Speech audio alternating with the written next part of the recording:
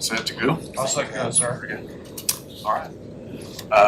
With that, it is 3:37. At this time, we'll call the meeting of the Canyon City Commission to order. And Commissioner Kramer, would you lead us in prayer, please? Most gracious Heavenly Father, we just come to you today, Lord, and we ask that you let us have our ears open so that we can hear what we need to hear to make the best decisions that we can for this city. Lord, thank you for the opportunities and the blessings you've already bestowed upon us and this city, and help us to continue to move forward in the areas that we need to do. In your name I pray. Amen.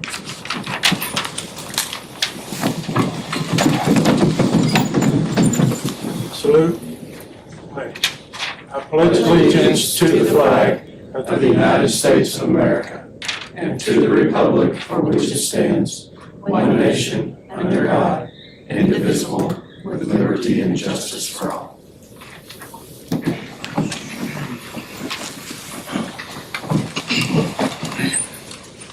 All right. That takes us to the approval of the minutes of the meeting of October 16th, 2020.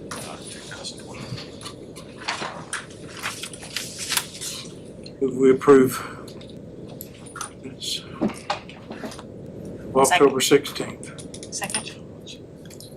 Have a motion and a second to approve the minutes as written. All in favor signify by raising your right hand. Approving minutes. And then your correct.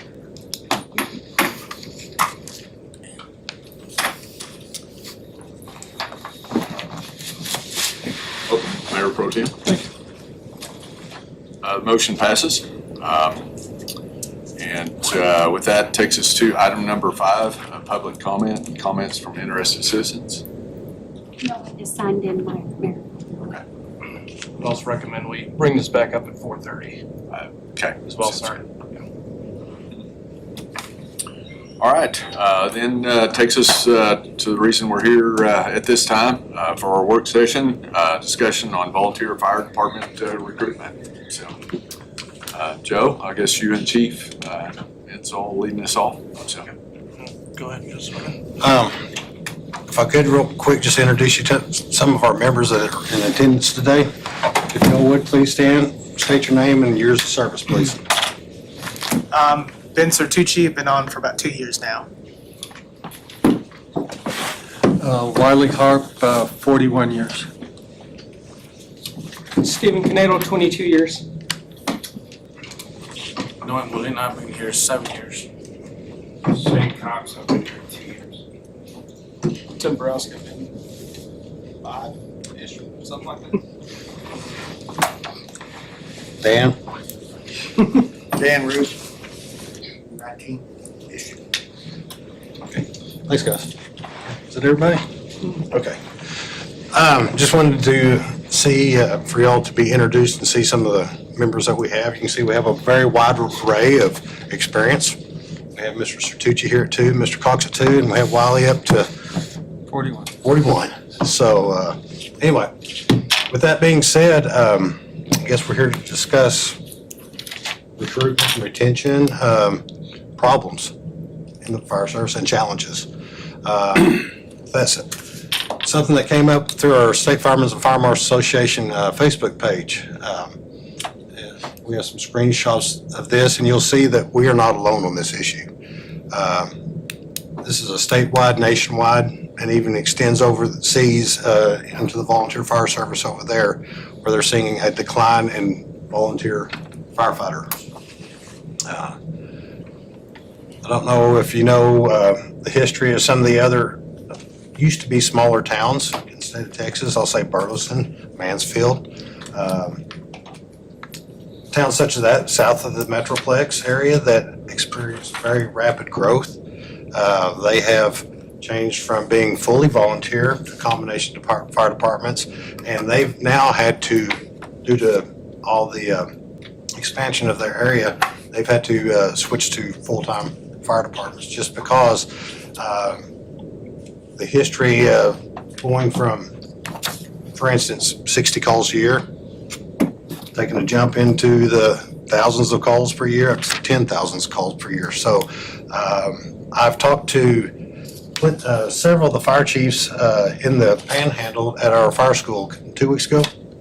And the fire chiefs that are operating either fully volunteer fire departments and combination fire departments, they are experiencing the same thing as we are here in Canyon. Lack of volunteer applicants that have come through the door and have the desire to continue on being a volunteer firefighter. Just like here, they're seeing that the majority of their applicants that come through within 3 months of training, they're disappearing. They're ready to get on the trucks, and I get it. When I first started, when Chief Harp first started, we were given a set of turnout gear, and we were supposed to grab onto his coattail and go. And due to liability concerns of firefighters getting injured and not being certified, not being trained, number one, I'm not willing to take that liability on. I maintain that we have got to train our people, and it takes about 8 months to train someone properly, to get them ready to get on a truck and start doing things. And that's not counting their medical training on top of that. But like I said, Perryton, Chief Dutcher in Perryton, he sees the same thing, their combination fire department. Dumas, Chief Prey up there has seen the same thing. Dalhart, all volunteer fire department, with the exception they just hired their first paid fire chief up there to lead the department. They have a great roster, Chief Garcia told me up there, but he says, where are they at 2 or 3 o'clock in the morning when we're needing them? And we see some of that here as well. So it's not just a Kagan problem. So I just wanted to start off by saying that. Vince and I recently went to the State Fire Marshal's training conference. It was a week right after fire school. And same thing, talking to smaller town fire marshals and fire chiefs, smaller counties, same issues.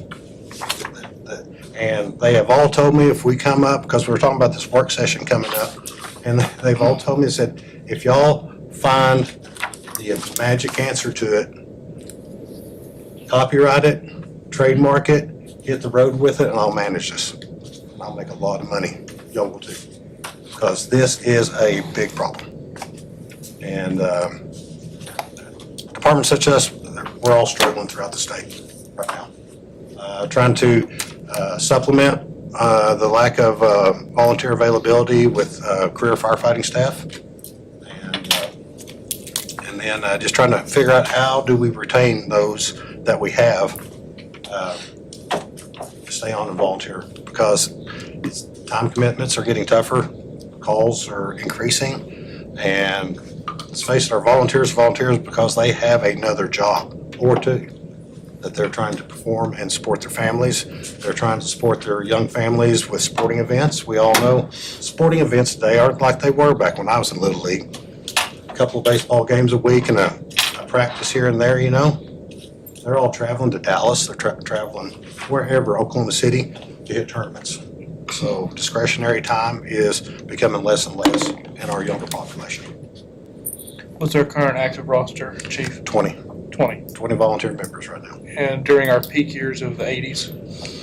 If my memory, and Wiley, I'm going to rely on you a little bit. At one time, I believe there were 40 volunteer firefighters on the roster and 10 recruits. They had a waiting list, and basically the people that had applied had to wait for an opening to come up before they were voted on for membership. That's right. We've been looking, we have looked at some other of the cities up north. There are some state legislatures that have passed some incentives that might be an option for us to push.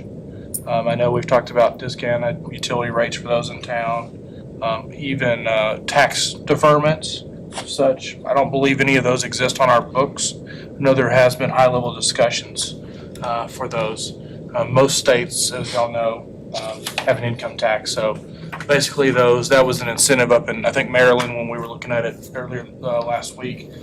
They would get some, or be deferred some of their property tax, aka income tax, on some of that. So they've done some of that, as well as training. I think there's pretty much no training is unpaid for, and we can get grants for any types of trainings. And so we do that. But remind us, what is the timeline to go through the fire academy?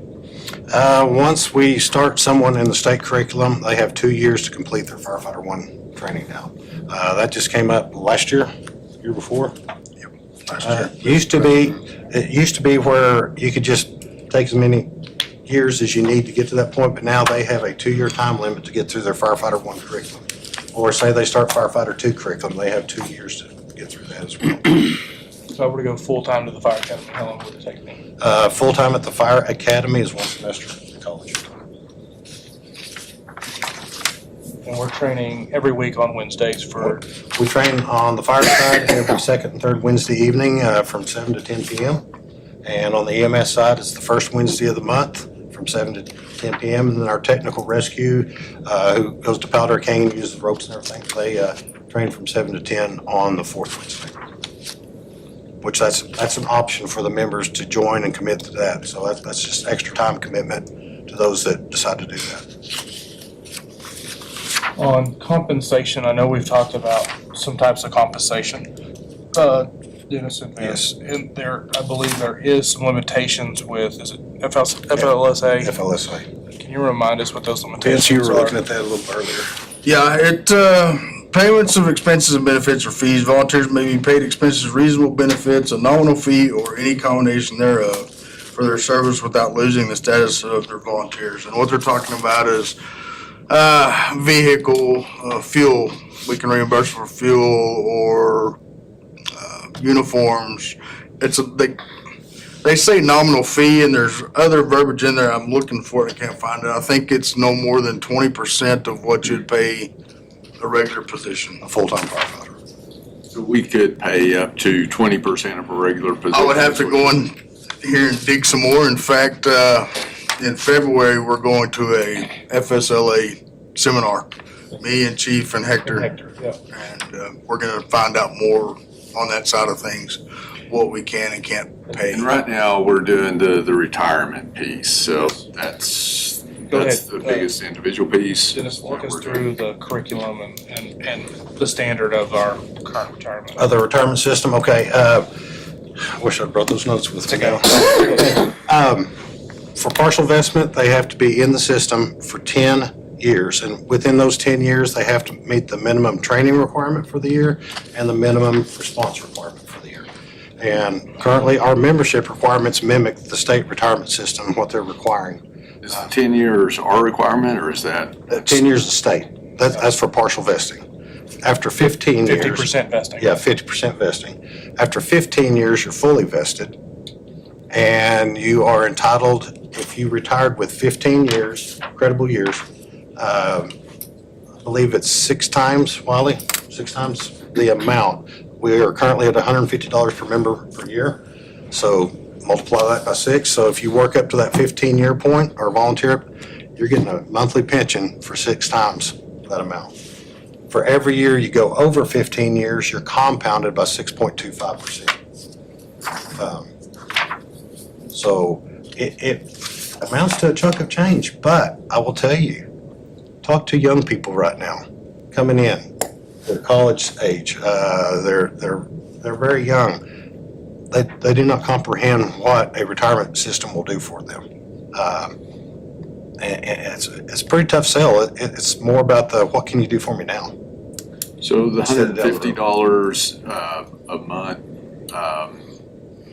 so that'd be, I guess, $900 A a month. month is what it would pay. What, just asking questions, what's the max we could do there? There's no maximums. There's no maximum. No, sir.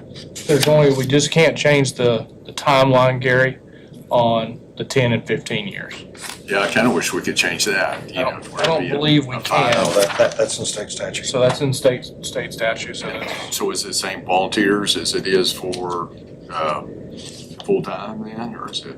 No, it's a different retirement system. This is the Texas Emergency Services Retirement System. We participate in that for our volunteers. Randall County Fire Department participates for their volunteers. Sir, I believe ESU participates that for their ESU group. So it's any type of emergency services volunteer unit.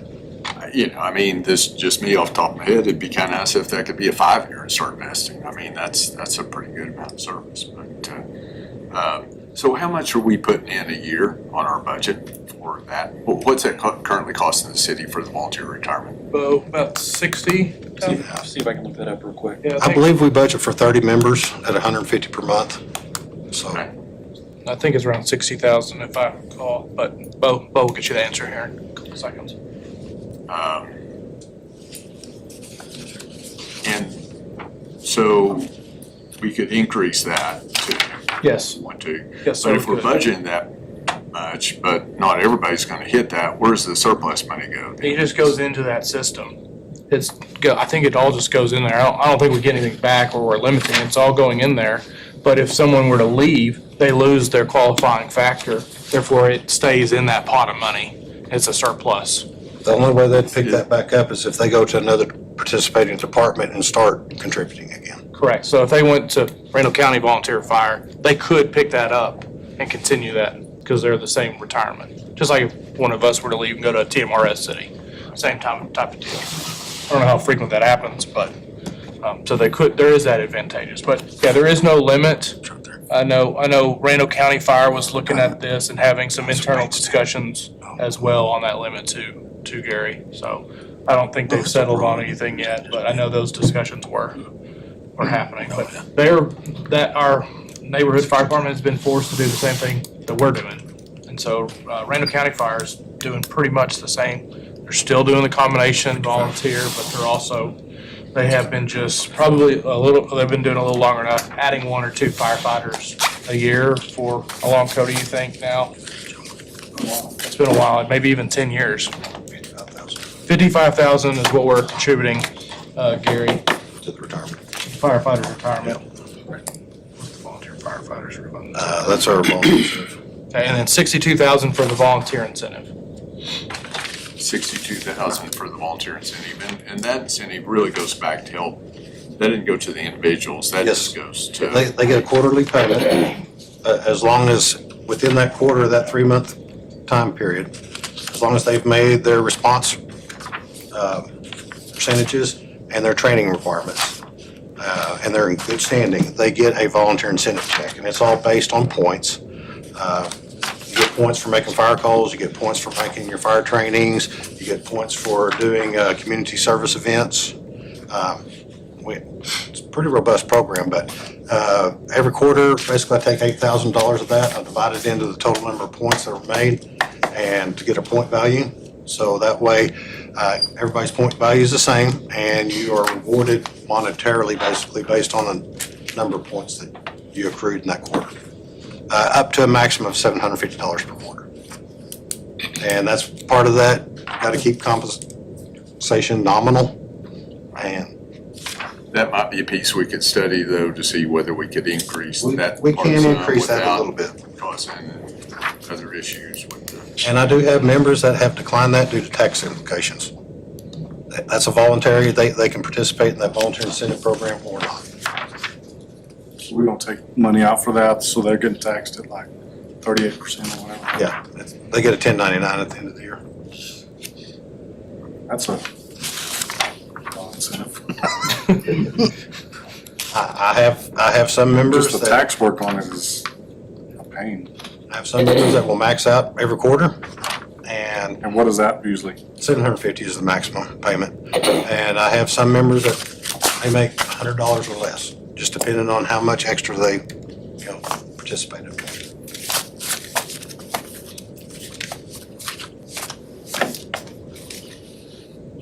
Typical month, you said you had 20 volunteers.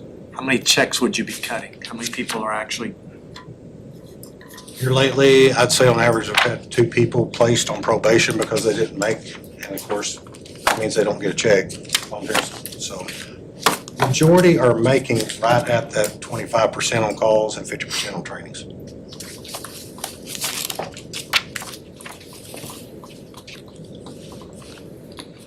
So what does it look like to be a volunteer? What calls are they expected or asked to go out on or to be available on, or what kind of flexibility? What does that look like? With the increase of career staffing, majority of the after-hours EMS calls are on the career side. Now, our volunteer members are allowed to volunteer members are allowed to have one of the take-home vehicles at night, and that will relieve one of the career staff from having to make the medicals. And so, once again, they're getting more points on their volunteer incentive. They get 12 points for the 12-hour shift, in addition to points made for each call they make during the night. So, to answer your question, not chase a rabbit, the majority of the EMS calls are on the career staff at night, unless the volunteer member wants to step up and participate more. And we do have several members that will come in throughout the month and take vehicles home.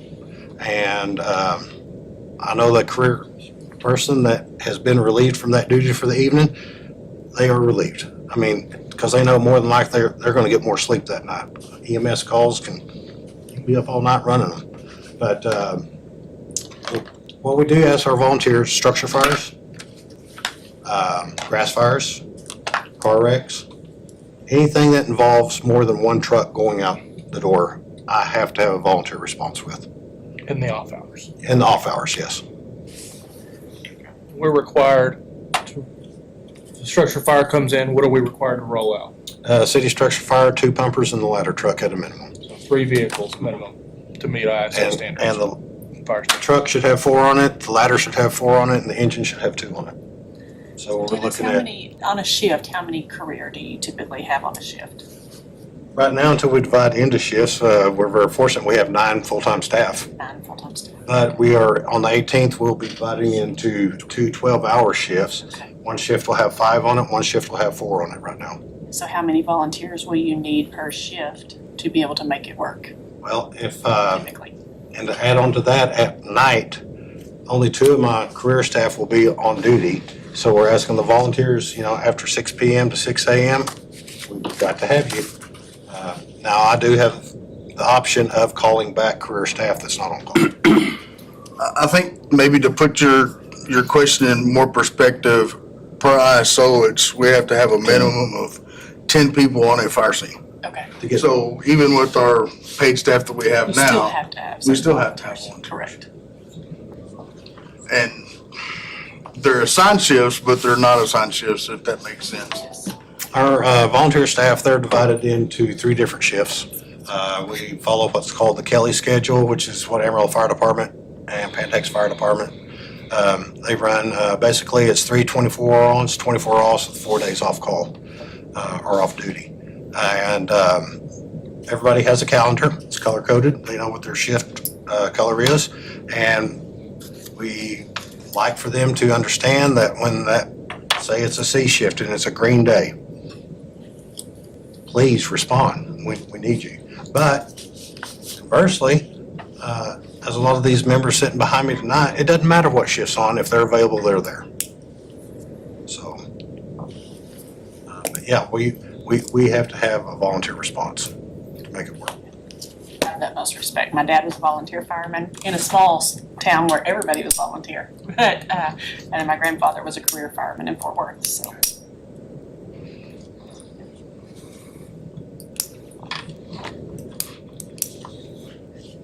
I think personally, we could probably push to do more of a public campaign for volunteers. I think we could work with Megan to try to push that out.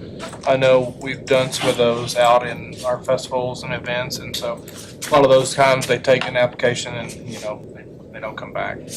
With the extreme aspects of litigation these days, risk management due to insurance claims, that's really put pressure on your small town volunteer fire departments, especially. Predominant fire departments are still volunteer and rural across the United States, but those insurance requirements have really strained that aspect of being able to just jump on and go and do it and learn on the job. Those days are far gone due to all the litigation and insurance claims over the last 10 to 20 years, unfortunately. We could get away with that back in the 70s and 80s. You can't get away with it today. Those calls that that Vince just mentioned, those calls are audited. And so they look at it. They see how many engines are sending out on certain types of calls. And unfortunately, that's where we've been dinged and come up just a bit short on.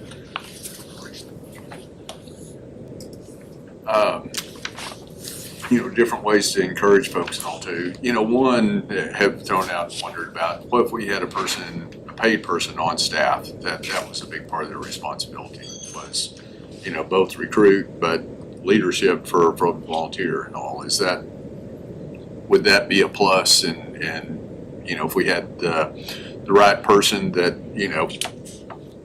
really maybe already had, Canyon connections and really worked to recruit but, probably also, I don't know, to me, a team part, working to maybe even build that volunteer team. And I don't know what's there. I'm saying a lot out of ignorance and off the top of the head here, but I just wondered if that piece would help, if we had that person that, if we hired somebody that a big part of their job was to be recruit, be team leader for volunteers. Is that something that?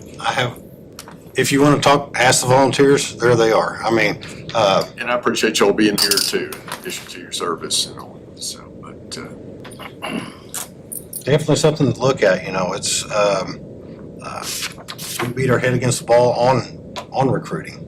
And it's not just the recruiting. We can recruit and I can get applications. I have two applicants waiting to be interviewed as volunteers to start in January. Will you walk them through that process, Dennis, of how that goes about, just from someone submitting an application to going in through there? I think that would be a benefit. Here's something that we give anybody that has interest or walk through the door. I'll just give you all a copy. It's basically it's a welcome. Here's what you're in for, and let them know that we are looking for dedicated team members. And it talks about some of the qualifications, the requirements, the disqualifiers. We do have applicants that I have to turn down due to criminal histories. And I think in the past, You already filled mine out. I wasn't supposed to? You're already to reserve anyway.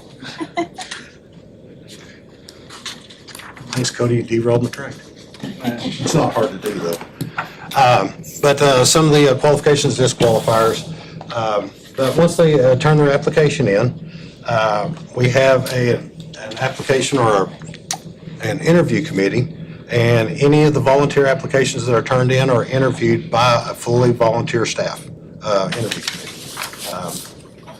They're the ones experiencing it, they can answer the questions, and I've been there and done that too, but Vince and I would kind of have the final say after they say yes to that applicant. They want to make sure the applicant fully understands what they're getting into and the commitment that it does take, especially that first 8 to 9 months of getting through your training. And so that they can start making those calls.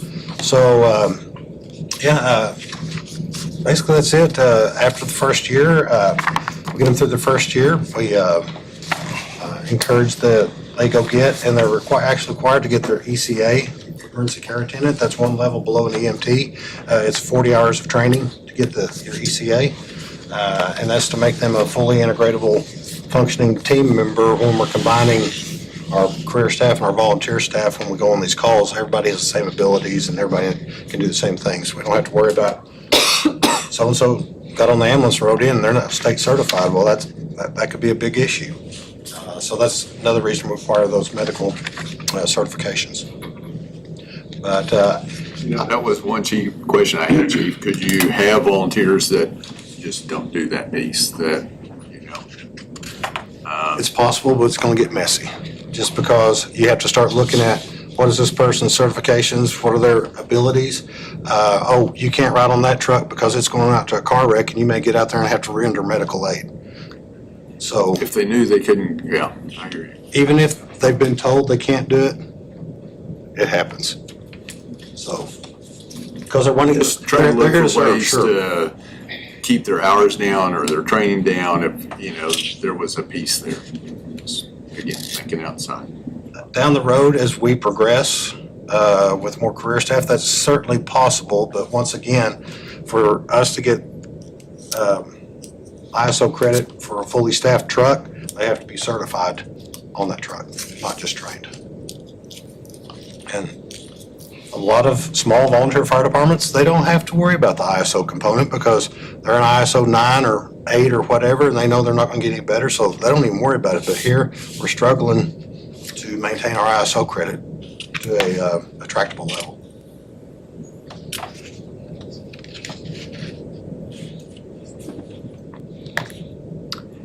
I know one thing we've talked about doing is if we enhance our facilities that, nicer weight room, training facility, or there's some of those type of things too that would enhance. We the believe experience so. of We it. think if we do those types of improvements, it's not gonna hurt. I mean, we don't, It'll surely make the ones that are utilizing it happy.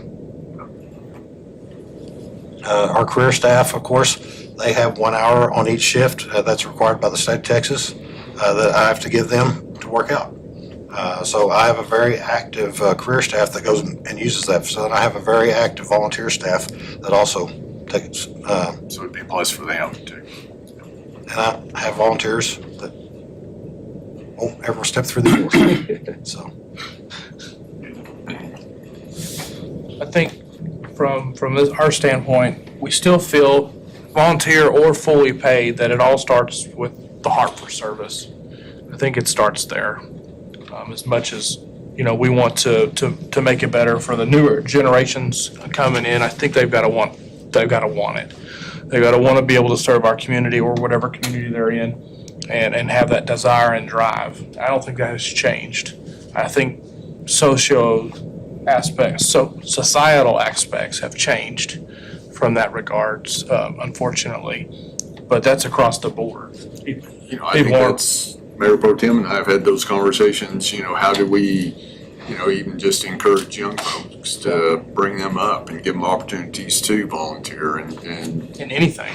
Kenyon's gonna be a whole lot better place if we have people volunteering across the board, and whether that's doing something in parks or Arbor Day or, whatever area that is, but, probably at the top of the list is the volunteer fire department and all too. Our town median age is now like 25 to 30. That's the median age for our community. So that dynamic has changed a lot. And so I agree. I think you're 100% right, Gary, from having them volunteer at Lions Club, Arbor Days, Rotary, any of that, to volunteer firemen. I think it's everything across the board, to church, all of it. All of it. I do think there's a gap there right now. I don't think we're selected just by us, but I think we need to try to continue to get that generation to do more of that. We are completely open for any suggestions. I do think one we'd like to see is maybe a good, strong campaign with the leadership of the volunteers and chief and assistant chief working with Megan to try to do a strong push, at least, maybe an annual drive once a year as a recurring effect or things of that nature. So I don't think Stephen's back there kicking me, telling me to stop it. But I don't think any of that's gonna hurt, and it'll be good for us to put that out there on this volunteer nature. And so I think that's one thing we'd like to push forward. But I think we're still scratching our heads, as Dennis mentioned, talking to his peers on what more incentives can we do. What more incentives can we do? Not everybody lives in town. We could do some of those aspects. We can't really discount utility rates. It's not really allowed to do that anymore, things of that nature. But Can't do that. I don't believe so. I think with water, we can't do that. I don't believe it's permissible by law because it's a natural resource. We can look into more on that, but some of a sidebar conversations with Chuck and I don't believe you can do that anymore. But we can look into that. But that doesn't, if they don't live in town, they don't get that benefit. And I know we do have people that don't, and we're thankful. So it's not required, they don't have to live in the city. No. I'm pretty sure there's nobody sitting around fire tonight going, man, if they just give me a 15% discount on the water bill, I'd be out there with them. If they'd increase that retirement by about 5%, I'd jump in there, but man, they keep holding that line. I think those things for the median age that you're talking about, especially the bottom half of that, you might as well talking to that wall, talking about retirement. We deal with it all the time with young jailers. They don't care, nor will they. Now, occasionally you'll get a youngster in there that has been coached by their parents that understands that stuff. For the most part, that's not enticing anybody. I'm not sure. I don't have the answer. I'm not saying that I know what does, but The only thing we, it certainly does not. the only thing we can think of on the answer of that's that instant gratification that Chief Quinn mentioned, Cody, and I'm not sure what that looks like for that age demographic and incentive. So, because I know there is only so much we can do, and we'll make sure to let you know. Because I think we were breaking it down on, I can't remember how many per year on the pay, but it was like 40 hours a month paid. That's what it would cost. That's what it broke down to when we were looking at it last week. It'd only be 40 hours a month is what Y'all the feel dollar like the amount. days of the dorm program, even trying that is, The dorm program, finding young students that are willing to commit what's required to live up there and do duty nights. We're finding that parents are now supplementing and renting apartments, and they'd rather do that than have to work for their place. And they'd still have to go through all your training. Yes. And previously, there would have been dorm students that might not have gone through as much training that would have jumped on a truck. True. Is that true? True. I started off my career here in the fire, and as a dorm student, but what age did you very first get connected to? 18.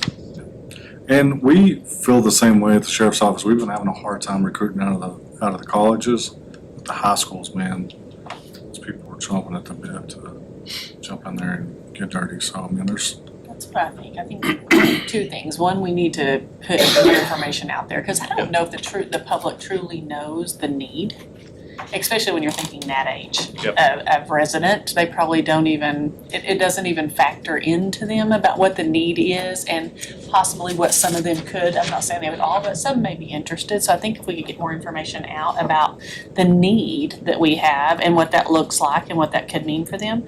Then also, coming from the Canyon ISD side, I think we need to figure out how to partner and maybe start some sort of program at the high schools that could then possibly filter into.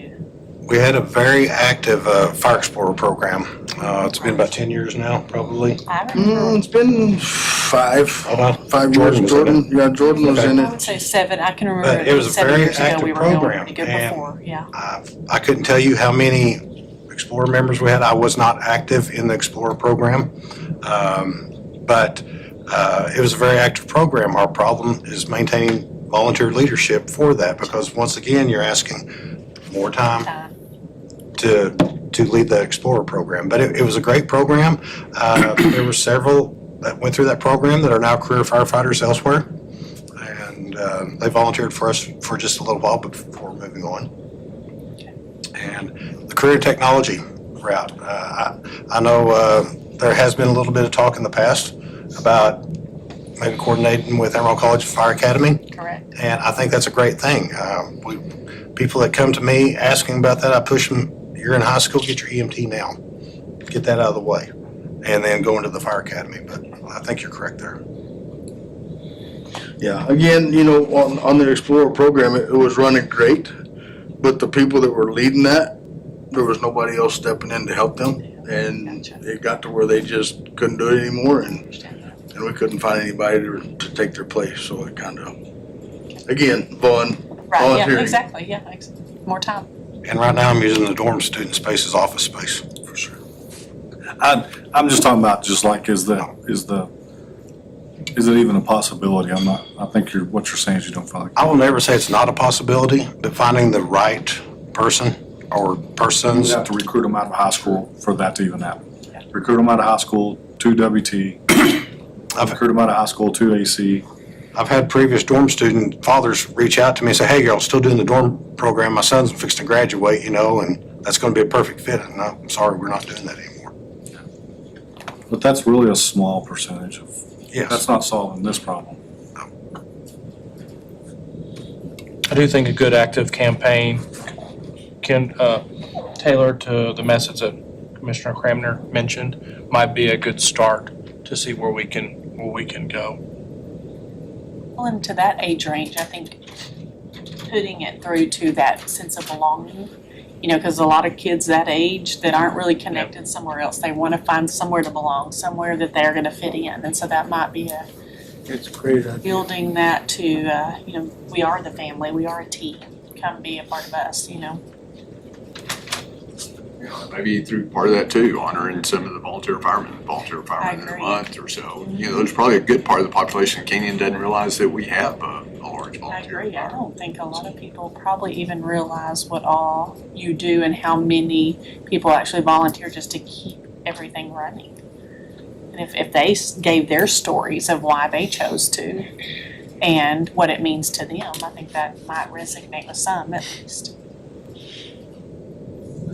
Yeah, we've got to get, even if we don't, and I think Cody mentioned it a little bit, maybe we can't get to them, but, you know, at least we're trying to get to that age demographic that we need to fill in that gap. That's the gap we're missing, undoubtedly, that age range. Do a few TikTok dances out there at the firemen and make it go. You'll connect real fast with that age. I was told, State doesn't let us use TikTok, so. yeah, those are prohibited, Robin. I know, what I'm just saying. Root, Better can we connect. can we use your personal TikTok account? As someone in this room who actually exists within that medium, a little insight could be influence. Everybody of that age wants to grow up to be an influencer, so advertising about public influence to these people may be something that steers to their language. Joe, could I ask Stephen a question? Would that be all right? Let me check. Stephen, you've been there a long time. Mhm. You were kind of a young guy when you started. No, I wasn't. Okay. You've seen a lot of people go, and they're gonna tell the command staff one thing or another about why they come or go. But from your perspective, I know you're a friendly guy, and you probably speak to the new volunteers, I know you probably reach out to them. Why do people leave? Why do they? Majority of the time, it's time commitment. They've got a family. As Dennis said, their kids are in baseball, their kids are in, you know, the various things they have, and they just don't have time to come down. Others, you'll never hear from them again. I mean, I know a few people that, you know, they were active, they wanted to go, and then all of a sudden they just stopped coming, and I've never seen them again. And I don't know why they stopped, but I would say it's the time commitment with the family, and job pressures that, you know, I mean, at WT, I can leave 40 hours a year to come respond to emergency responses. That's in the A&M system. But most people can't do that. Their bosses want them there from 8 to 5, whatever time they are there, and they won't let them go. And so that cuts out time, and then the family pressures at night, they just don't have time to volunteer anymore. So. Did you let a bank teller jump on the truck at 2:00 in the afternoon to come support us? You know, you'll have to ask the bank ownership there and see. But, I think we know the answer, Gary, but you know, I think, you know, it does vary business to business what they feel like they can do and allow. I think City of Hereford's all volunteer, I believe, aren't they? And they utilize I understand, a lot of their city staff. So They did. I was talking to Dean Turney, which is the assistant city manager and kind of been over the fire department for a very long time. And I can remember going and helped them on a fire and seeing all the city utility vehicle trucks and everything over there. And I just thought, man, that was amazing. We was talking not long ago, and he said, I don't have that anymore. They don't volunteer either anymore. And it used to, I think, in the city of Canyon, we had a big, you know, the water department employees and everybody used to be a big part of the department, and you just don't see it anymore. And it kind of surprised me when Dean told me that, because there was such a showing force of city workers and he said they don't have it anymore. Doesn't have it, which I was really shocked. I was wondering if we could do something with WT, because WT and the whole A&M system allows for people to leave work to do volunteer firefighting. It's in the A&M policies. Anytime I leave, I just have to have a letter from the fire department says I was out doing emergency operations, is all it has to say. It doesn't matter if I was sitting in dispatch or if I was out on the truck fighting the fire. I was helping during emergency operations. And I get a letter from Gina at the fire department, or Dennis if she's not around, and I get my salary for it, and they don't say a word about it. And I don't think anybody at A&M, or very few people at A&M know, at WT know that. You know, I mean, it's built in there because, of course, you know, A&M runs TEKS, so. You know, that's a great thing to dig into, and yeah, we've got a great relationship with Dr. Wendler and all too, and. He had no clue that Canyon was a volunteer fire department until he saw me walking in one day with my radio that I carry every day with me.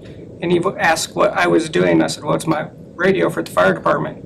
He's like, what fire department? I said, Canyon. And I said, I'm a volunteer. He's like, Canyon's a volunteer fire department? I said, the majority of us are, yes. He had no clue until I told him that. Well, and we're providing service for them, so that could be a great piece of the teamwork. So, A&M's got very big, strong roots in fire service. You know, they have one of the best training facilities that I've ever been to. There in College Station. Would Canyon ISD do something like that? There would be no way to release, I mean, that's the problem. You can't have a teacher walk out of the classroom at 2:00 to go do. So, I mean, maybe in some areas it might work, but majority of the employees wouldn't be able to walk out at a certain time based on the fact that they're overseeing kids at the moment. We've had teachers in the past, but the majority of their response is summertime. Right, yeah, when they're off, or maybe Or weekends or evenings. I mean, it's definitely something to put out there and give options, but it would be limited, like I said. It wouldn't be just any time you needed them. I think our recommendation moving forward would be to do a really good campaign with Megan and the members I mentioned. I think we'd like to start there. Even maybe some mentor program potentially with new recruits potentially. I think our question is, do you want to raise some of the retirement? I know we've talked about that. I personally went to the retirement meeting with Commissioner Potter and that board to have these similar discussions. It was good, you know, but at the same time, we're still scratching our head to try to find that smoking gun where we can monopolize it and make a lot of money selling that product. But I think we would like to know if I know that's been brought up and we like to hear. I think right now, partial investment at 50%, 10 years, there's approximately 5 to 7 volunteers that are partially vested, and there's 2 that are fully vested right now, and 2 of them are in this room. So there's 7 total for partial and full vestment currently. Did I miss anything on that? you know, I think I'm almost hearing y'all say if we could raise the check that goes out, the volunteer check versus the retirement, we'd be better off for the young folks. So is that? I think you'd be ahead if you was able to do that, because the younger ones, you're gonna catch their attention with what's in it for me now, not 5, 10 years down the road. When did we start that?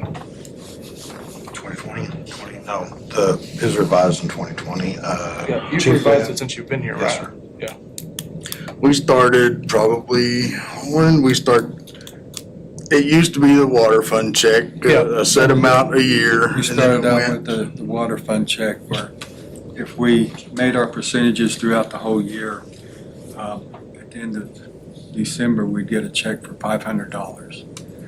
And that was, really a big thing, that we have to make our percentages because we wanted to get that $500 check, and that was it. And that worked real good for a while, but then once the city started getting federal and state funds for the water system, they couldn't give the $500, which was just a refund on your water bill, basically what it was. And so that kind of did away with that. And then we started the incentive. I think it was around 2010, Yeah. when Chief Webb took over in 2009, 2010. And we is when we redid started. it, I think, when Chief Glenn started. We need to make sure to look at the legalities of that to make sure we don't, but, yeah, and it's fully, like Chief Gwen said, it's fully based on point system, you can be put on probation and all that, but, so, if y'all are agreeable to that, we can work that direction. It's not gonna be solved overnight. Commissioners, anything else before we wind it down. Well, they made all really good points. It's pretty obvious that there's lots of good programs, WT, high school, City of Canyon, all that, but, and the money, I think you ought to do the money for them and the retirement both, raise both as much as they can. And then I think you need somebody on point. I mean, Chief doesn't have time to go after all this. You need somebody to work all these phases. You need like Stephanie Tucker, somebody like that, work every one of these areas that y'all all talked about that used to be productive, and they could be very productive again, easy, if somebody worked them. That's my 3 suggestions. I'm sure as your staff grows, you might have a staff member that might be able to do that in the future as you grow. As we grow.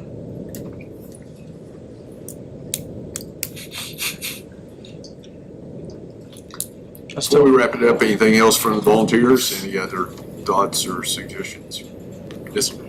You know, as a volunteer, the first 8 months that Chief Gwynn keeps talking about cost me $28,000 on Saturdays to become a volunteer firefighter because of missed time at work. And, you know, it's like he just asked me how much the retirement was, what it comes out to and all that. I don't know that. You can ask the chiefs. I'm always asking what the new schedule is going to be, and he was like, oh, just respond like you do. You know what I mean? Because I don't really care about the schedules or anything, because I respond if I'm available. You know, so my whole thing with it is if I'm going to make a commitment to the city and the fire department, I would like to have a commitment made to me that, you know, once the SAFER grant and all of these other grants get passed, that I'm just not going to get booted to the curb, you know, and 9 years down the road, 10 years down the road, 15 years down the road, but I'm always going to have a place at the fire department.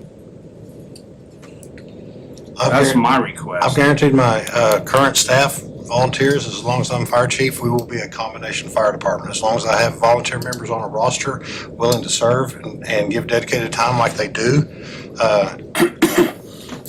we will have volunteers on this department. And I cannot speak for the next person down the road. Oh, and I think you'd get the same from the city commission too. Yeah, I think you'd got very strong support here. I would like to point out firefighter Cox that just spoke. He completed his firefighter 1, firefighter 2, and ECA training this year, all in 1 year. Very dedicated employees.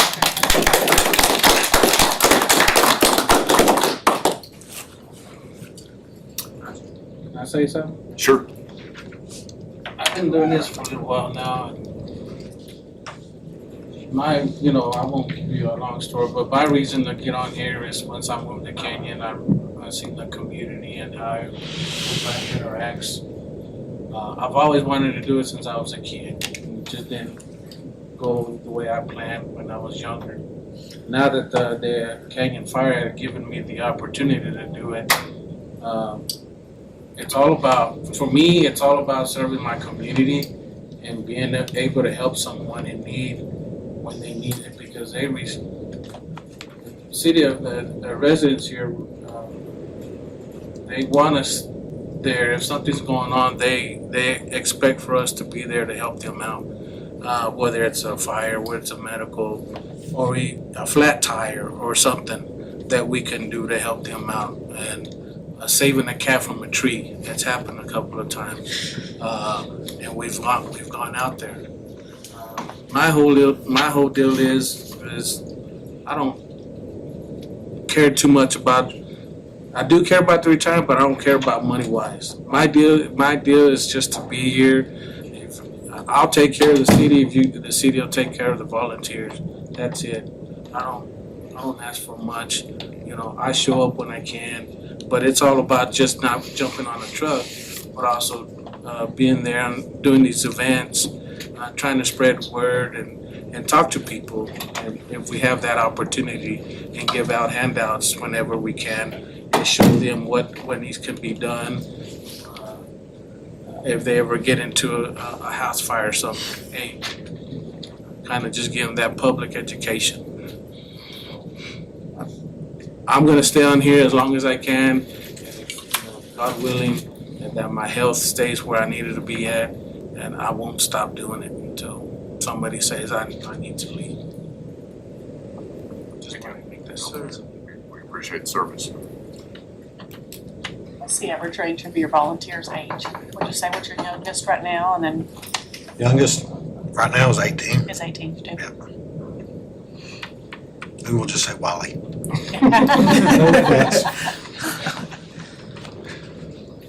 Man, I'm gonna give you kudos, Chief Clem. I don't know anybody else that could have, I'm not gonna implicate you and say that you started that fire out there, but that could have a work session and then have firefighters walk in that smell like smoke right in the middle of the work session. Time perfect. Yeah, that's pretty handy. I might have had some help. Anyone else before we wrap it up?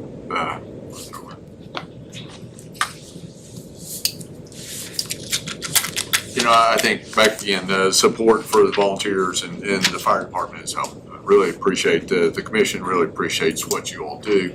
And realize, I really mean that when I say we've talked about how we get more people to volunteer in the city of Canyon. And it's Lions Club, Rotary, it's the folks that are living life to give back. But I don't think anybody does it better than our volunteer fire department. And the amount of time folks give back there is on a volunteer status. And so really appreciate what you all do and for our community, for our city. And hopefully we can get the word out more and encourage our young folks that's a really important part of life is giving back there too. And so I really hope that stays part of it the next 50 or 100 years, that we have the volunteer component. Even as, we are moving to add additional paid firemen just as Canyon grows. But I really hope we keep the volunteer component. So.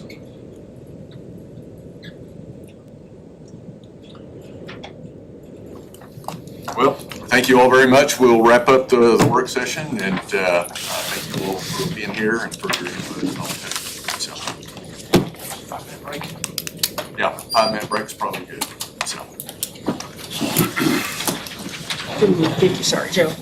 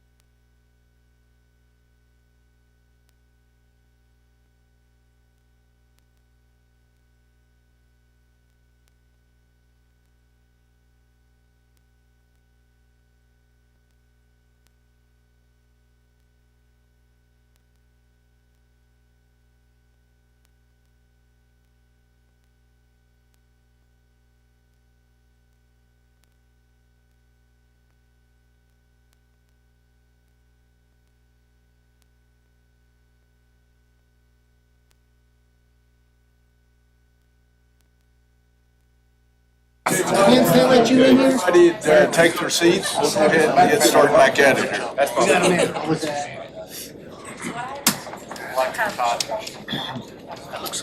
I think we're live, so we'll reconvene back after our work session.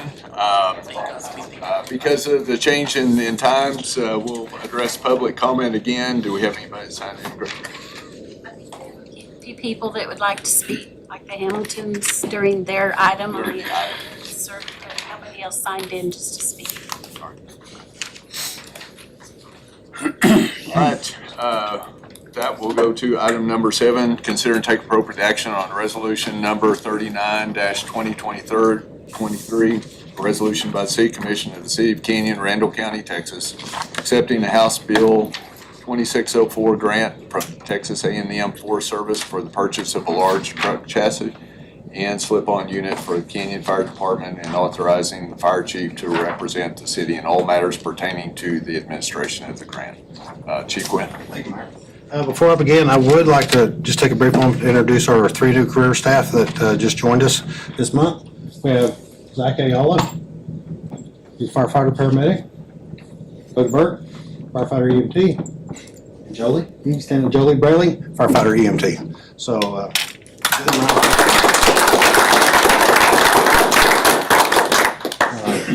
Zach comes to us with some experience. How many years, PSA? Total of 8 years. As a paramedic and a field training officer. He also had 4.5, nearly 5 years at the Colony as a firefighter paramedic. Also as a driver operator for the Colony Fire Department. So we're glad to have him on board. Cody, he came to us last year as a volunteer member after he graduated from the Emerald College Fire Academy. And seeing what he gave us as a volunteer, we decided to hold on to him. And then Jolie graduated this year from the Emerald College Fire Academy, has her EMT as well, and she's really, really excited. The thing that sold me on her was her big brother is a Randall County firefighter. She wants to be better than he is. Anyway, thank y'all. You don't have to stay if you don't want to, so just want to introduce y'all. Okay, moving on to the agenda item. Back on October the 24th, Texas A&M Forest Service offered us two different grants. These grants were applied for back when Chief Webb was here, I believe, and put it in there 2017. These grants stay in queue with the Forest Service awards program until they are awarded. Well, our time came up, our ranking came up for them to offer us this. Basically, what these 2 grants would do would allow us to put these funds towards building another grass fire truck. The truck that needs to be replaced is Grass 1. Grass 1 is a 96 Ford that we acquired from Atmos Energy. It was a service truck for them. It reached what they thought was end of life, and we took it on and built a fire truck out of it. So the problem is with the 96 Ford, they are getting to the point where replacement parts are becoming obsolete, much like our air packs that we've talked about. And it's hard to find replacement parts. Just last year on that Ford fire truck, the rear axle experienced some problems. We could not find any replacement parts. Our mechanic went to basically a truck salvage yard, found a rear end and retrofitted it under there and got it back on the road for us at least. But it's still one of those trucks that, what's its life left in it? We don't know. Grass 1 has been one of the top apparatus need replacements. I have not pursued any budgeting for this in hopes of getting this award that we could put towards it. And along with the $120,000, we have received a quote of $297,488, and that's basically a twin to our most current grass truck that was built just a few years ago. So if the grants are accepted, we'd have the $120,000 go towards that amount for the truck, and that leaves us a balance of $177,488 in this current budget. And in capital vehicles, I do have $75,000 where we were planning on a Rescue 1 replacement. Chief Whitfield, Captain Root, and I have discussed, and staff, and are willing to use that towards this truck as well and look at Rescue One replacement down the road just a little bit more. So with all that said,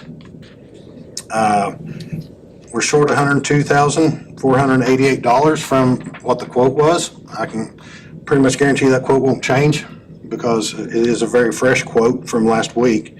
And that amount would need to be budgeted in the 24-25 budget year because we are looking at about 12 months basically once we sign a contract on this truck, should the grants be accepted tonight, for the delivery of that.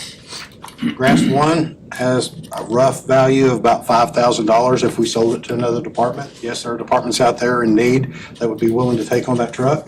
And at the risk of it being a little bit older, but it's better than what they have now. So we could, say, put it up for sealed bids and see what kind of interest there is. If that's not an option, or if that's not something that's y'all are interested in doing, it could also be donated to Texas Forest Service and be shipped off to a department free of charge. So at this time, I just ask you all for your consideration in accepting these grants, and if you have any question regarding the grants.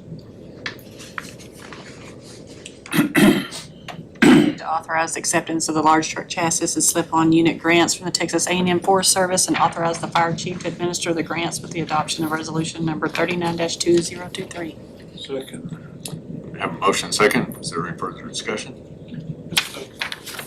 Recap, $75,000 in this year's budget. We'll add another $102,000 in next year's budget. All in favor of the motion signify by raising your right hand. Opposed, like sign. Motion passes. Thank you. Thank you.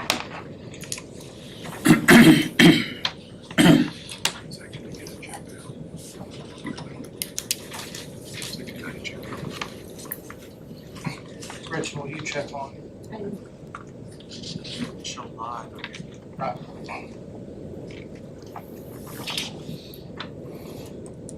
I think we're having technical issues here, so. I could use a hammer.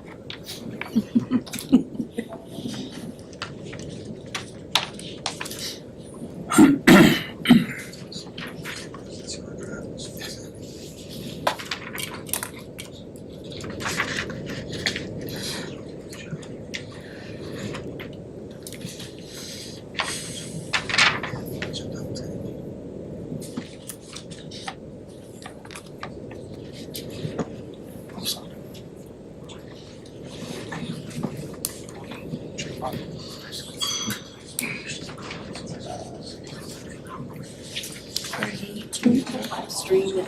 It's not showing anything.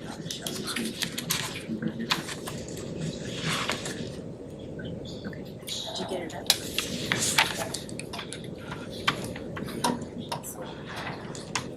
I'll make a comment. So we can resume.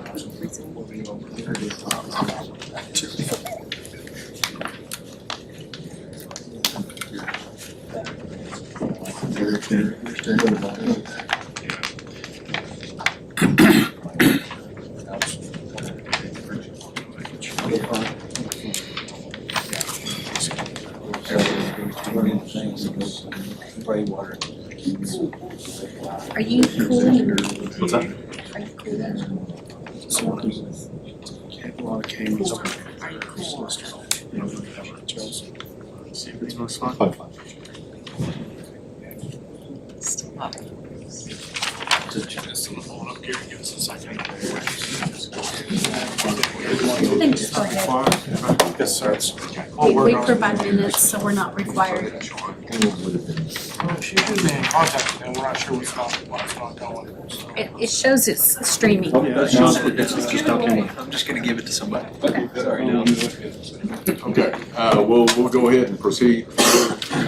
Item number 8 is consider to take appropriate action on survey regarding changing the name of 4th Avenue to University Avenue or memorializing 4th Avenue to University Avenue. Joe?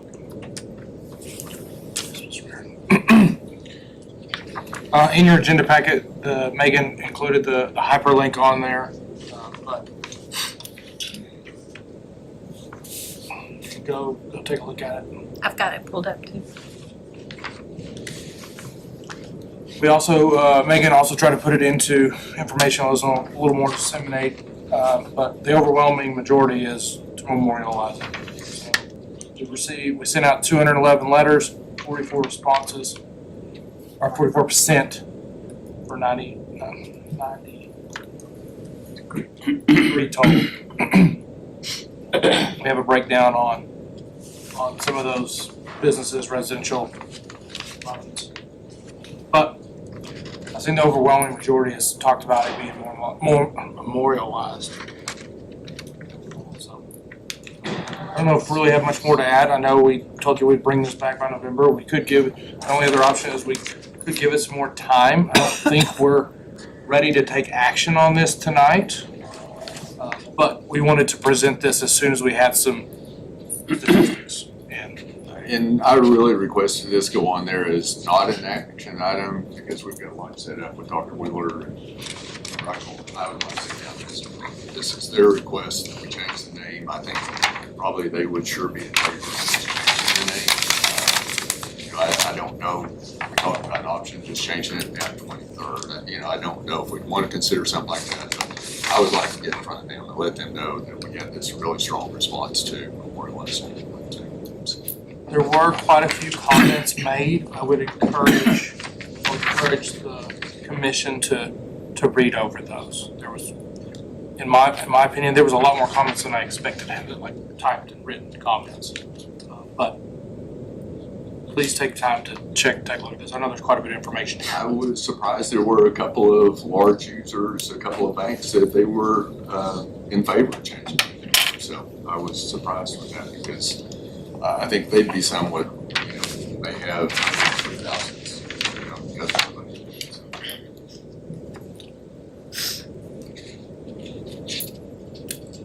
Any other comments and we can pass that on too. But we do have a lunch with Dr. Wimmer here in this next week. So.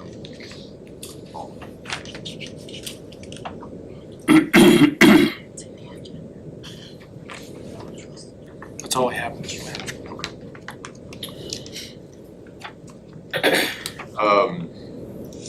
Item number 9, presentation of the Canyon 2022 strategic plan update. John. Very good. I won't go through my memo. You have my memo that talks a little bit about what we're going to do tonight. And that's just to go through the entire strategic plan and discuss each issue. If you have comments or questions, please bring those up as we go through those. The first document that I wanted to talk about were, if you remember when Lyle was here, one of the major things he talked about was the policy agenda. That should be in your packet. It says Canyon Policy Agenda 21-22 Targets for Action. And you all are what he always referred to as the policy, as the policy agenda. The items that you all felt were the top priority and high priority, those were based upon what you all had requested. So I'll move through those individually. The police station, city hall, fire station plan, concept plan, we've discussed that with you all. You all have asked that we form a committee, and Joe has been actively working on that. I anticipate within the next 2 weeks, we'll have a meeting with that group to discuss the options for the fire station improvements and those things associated with that. The economic development framework, that's in the initial stages of discussion. That's something that Joe and Stephanie will be working on. Yep, we've had several meetings on that, and I've provided a policy that we would like to take a look at in December on city economic development tools for the EDCDUs, such as property tax abatement, sales tax abatement, building permit reductions in special cases, expedient process for folks working directly with us. So I've got some of those I'd like to present to the commission at an open meeting in December to have that discussion on this side. To also, I know Stephanie's working on that side with some of their stuff. I don't think they're quite finalized on that piece, but ultimately that would become a framework. So prime example, I mentioned a few meetings ago about sales tax abatement. We've never done one through 380 agreements, and I know a lot of y'all had some time to think about that. Weren't quite sure if you were okay with that. Well, if you're not okay with it, then we won't put it in the tools. And so those are some of the answers we'd like to know from this commission when we get there in December, and so we can help provide some of those. And we'll have some information coming up to that. That will hopefully get that framework where it needs to be. We don't want to do any incentives that the commission and the EDC board are not good with, obviously. The next item was the bond package associated with the fire station improvements. Again, that's what we're taking to the committee that you all had asked that we form, and so we'll be doing that. Courthouse use, interior improvements. We've had multiple meetings. We've walked through the building again with the architects, our architects. They've actually had a structural engineer walk through that with us, and so we had some comments on that. We've discussed it multiple times with the county on multiple occasions. Again, it's one of those projects that is ongoing. We've taken the next steps, and then it's one of those things that basically kind of goes back in the box for a little while until the next steps become apparent or where we're going to want to go. I think that the first thing we're going to bring to you all is the fire station improvements, simply because we know that's the most pressing. We know that soon we will have firemen, and soon they will, with the next number of months, they will be on 12-hour shifts, which means that we'll have to have a place for people to stay and live. So that's why we brought that forward to you. John, I think on the courthouse piece, just conversations with the judge, I think she feels like the Texas Historical Commission is going to require that the county be the lead and possibly even have a substantial component. Right. And we've requested to see their plan. We haven't seen their plan. They haven't gotten that to us yet. So we're not sure what the last study that the county had done. We're not sure what that was. We haven't seen that. West Texas A&M University Strategy. We've had multiple meetings. Joe continues to meet with them. Just this past week, we met with West Texas A&M staff to discuss a potential project. So that is a regular ongoing item, not just something we Try to do meet once a quarter. And that's been very positive. We know there'll be one of their staff members that we worked with quite a bit, Stan Pena, will be retiring. If you know Stan, he'll be retiring soon. He's been a real asset to West Texas A&M in our opinion, and has been a great person to work with on projects. So we hopefully they'll find a good person to replace him with that. Bike trail development, something close to Cody's crutches. We've met multiple times over the summer with Chris Potsimony. If you know who Chris is Mr. Bicycle. He's actually an employee of the Fairleys in that area. He creates trails all over the Panhandle. He created our trails. He also is great about maintaining those and keeping responsibility for those. We met with him and also with another soon-to-retiring legend at WT, John Pipkin, this summer, coach of the horse judging team for 30 years. He'll be retiring. We met with him, and he and Chris really hit it off. Chris has laid out a trail in the back east section of the horse center before you get to the railroad easements. And actually, there'll be a meeting tomorrow, Brian, and we've seen all those emails flying around. That meeting time has changed to 9 tomorrow, I think it did, Brian. But Brian will be attending that with lots of folks from West Texas A&M, mainly the ag department, but also looked like Stan had weighed in on that, Brian, so he'll be there representing Randy Reichel and the administration to look and see if this route could be a potential for us to build a path. The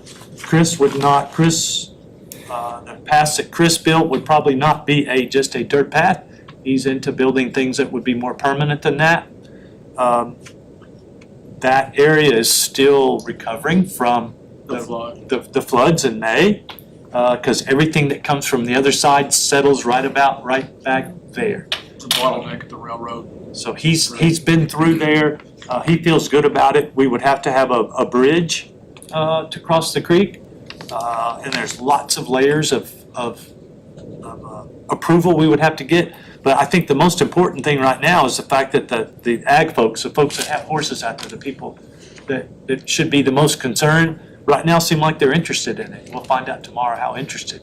That'd be a great piece. We could get across CISD's parking lot from Buffalo Hills, get across the football stadium parking lot, then we'd be on Horse Center property, and then we'll start planning the next leg. Once The we next have leg, we're hoping to get to campus, right?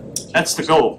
It's either to get to campus or make our way out toward the honey farm. Just kind of depends on what's the most logical route for us to do that. That we would want to find a way for campus to be able to hit that also. And we've looked at some things. Chris and I have looked at some easements and some property and some things back in there behind the off President's Road. We've got some real potential to make that work. So we're excited about that. Moving down to high priorities for you all, which would have been the next level as you set those priorities with Lyle. 24th and 23rd intersection cleanup. I've included in the packet. Joe has updated that and made some changes to that. Really not a lot. Joe has run those traps with TxDOT and has discussed that with TxDOT, and we may be coming to you sooner or later with some other ideas related to that, to 4th and 23rd and the intersection and some pretty exciting things in the near future. Palo Duro Canyon expansion. I know, Mr. Mayor, you know, we were involved in a lunch. It's probably been a year and a half, almost 2 years ago, and I believe you took a tour also with that group that went out and looked at Palo Duro Canyon and the expansion of that. And, you know, we had a little momentum at that point in time. We'll see where that momentum We had takes lunch us. with Representative Smith, he's probably a month and a half back. He's interested in trying to take more lead there too, so. So I hope we can do that. I hope we're not in competition with Amarillo's big park development to the north of Amarillo, correct? Crossbar? Yes. Yes, but hopefully we won't be in competition for funds there, and hopefully we can get that done. Water conservation plan, that's something that some initial progress has been made on that. If you remember, that is not our drought contingency plan. We've always tied those two things together. Our goal, one of the things that we've always talked about, and Dan and Chris are aware of this too, is that water conservation policy would be something that would be in place all the time, not confused or to be linked to a drought contingency plan, but a policy where we state these are the things that we'd like citizens to do or things that we require citizens to do year-round versus just when we're in a drought contingency.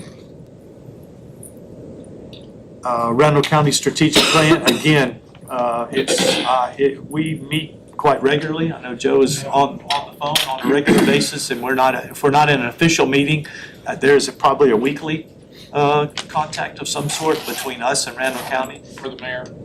Or the mayor, correct. So we feel really good about that relationship. We all know that we have a couple of items that we're trying to work through with them at this point in time, and we'll continue to work through, and I think our relationship is positive and will enable us to. We've been able to do regular meetings to just schedule conflicts and workload. The wastewater master plan, at this point, we're not moving forward with that at this point in time. Yeah. We're moving forward with the capital recovery fee, and also with the other plan, Joe, the stormwater. Yeah, master drainage plan. Master drainage plan, thank you, which kind of took the place of this plan at that point in time. So that's where we are with the items that you all had listed during Lyle's visit with us on top and high priority. And the next page of that would move into what management agenda, that would be staff, where staff came into play, where we said, these are the things that we felt were top priority and the things that we said were high priority at that point in time. And many of these are linked together. They all are coming through you also. The fire department staffing, direction, and funding, we are well on our way with that. I think that staff is greatly appreciative of the fact that you all were willing to move forward with the plan to make those hires. We know that we would be behind the 8 ball if we were not moving in that direction. Clearly, the volunteer issue plays into play with that. So we hopefully we're getting ahead of that and moving in the right direction. Also, part of that would be the fact that we're looking at the facilities expansion, which was on y'all's part of this. Downtown master plan direction and adoption, we took care of that. Thank you for doing that. Thank you for adopting that. And that is a document that Joe is not allowing to gather dust. I think you're going to be in the next few months, you're going to be hearing additional conversations related to the future of downtown, how we can fund that, and ideas of what we have. Every time something happens on 15th Street, whether that's a piece of property that EDC buys or that someone else buys or something happens, we're pulling that plan out and saying, what do we need to do with that? How do we need to make that look? What if they're going to build there or we're going to build there, what does that need to look like? So that is a plan that is not on the back burner. Actively being worked. Yes. Strategic plan development, adoption, institutionalized. Obviously, you all did that. We're talking about it today because you approved it. Subdivision ordinance, regulations, standards, rewrite, and adoption. You all did that also. There are many people in this room that were part of that process, and we appreciate that. And so those have been adopted. The next phase of that is our zoning. And a project that we started in 2018 is nearing completion when we get the zoning approved. Project Santa Fe was important, tiers direction. We adopted that, thank you. We had a tiers meeting just a couple of weeks ago. Commissioner Hines is now our new chair of that committee. We discussed that. We came in, Joe, Mo, doubled our projections on that. We came in with about 15,000. Approximately 15,000 is what per entity. That was 15,000 from the city and 15 from the county. Correct. So it was a total of 30,000, which is twice what we thought would be our initial inflow, I guess, of cash. So we feel really good about that. 2.5 times our estimates, or 3 times our estimates, And- our original estimates. And know that one day, we hope to grow that account so that it is, what it can actually do is fund some other large payment. Where one day we could take out $1 million or a $2 million loan, and that payment would be made by the annual payment For debt service payment. from the tiers. Yes. As opposed to trying to grow that to $1 million and go in and spend it. Because then it's gone. Project Santa Fe, clearly moving along, as you know that. Now, Pondaseta Brewery, now that we can say. Correct, yeah, thank you. Yes. I issued their permit today for alcohol. Moving along, and I know they've been in contact with Lucas and his department about construction and getting those things done. All of our improvements, Chris, are complete, correct? Brand water and hydrant. And Installed manhole. we're actively working on plat, right, Lucas, with Kevin Brown. And as you all know, because EDC came to us, they changed their agreement with us and moved forward because they were moving faster than they'd anticipated. So they're moving quickly on that. Our first 380 agreement. We look forward to that. High priority for us, the water barn, we took that, we're in use, we've been there for 1.5 years, 2 years. Housing growth assessment, that was presented to you, I don't have that date, that was presented some time ago, where we talked about the number of houses that we could adopt. Lucas, you were involved with that, you said that, do you remember when we did that? Yeah, that was something that Danny had put together initially, and we've updated that based on our current estimates, so that's kind of a file that I've tried to keep updated as we talk about new developments or get finished with existing developments. And Might be a good thing, Bring back for the. might be a good thing to circle back with after the first of the year, Lucas? It goes 25 years or 30 years out. 25. 25. Yeah. So, on you, Lucas, you got that. We'll come back to that. Comprehensive rate study for water, wastewater, solid waste. You all adopted that, thank you. We put those in place with our water rates this year.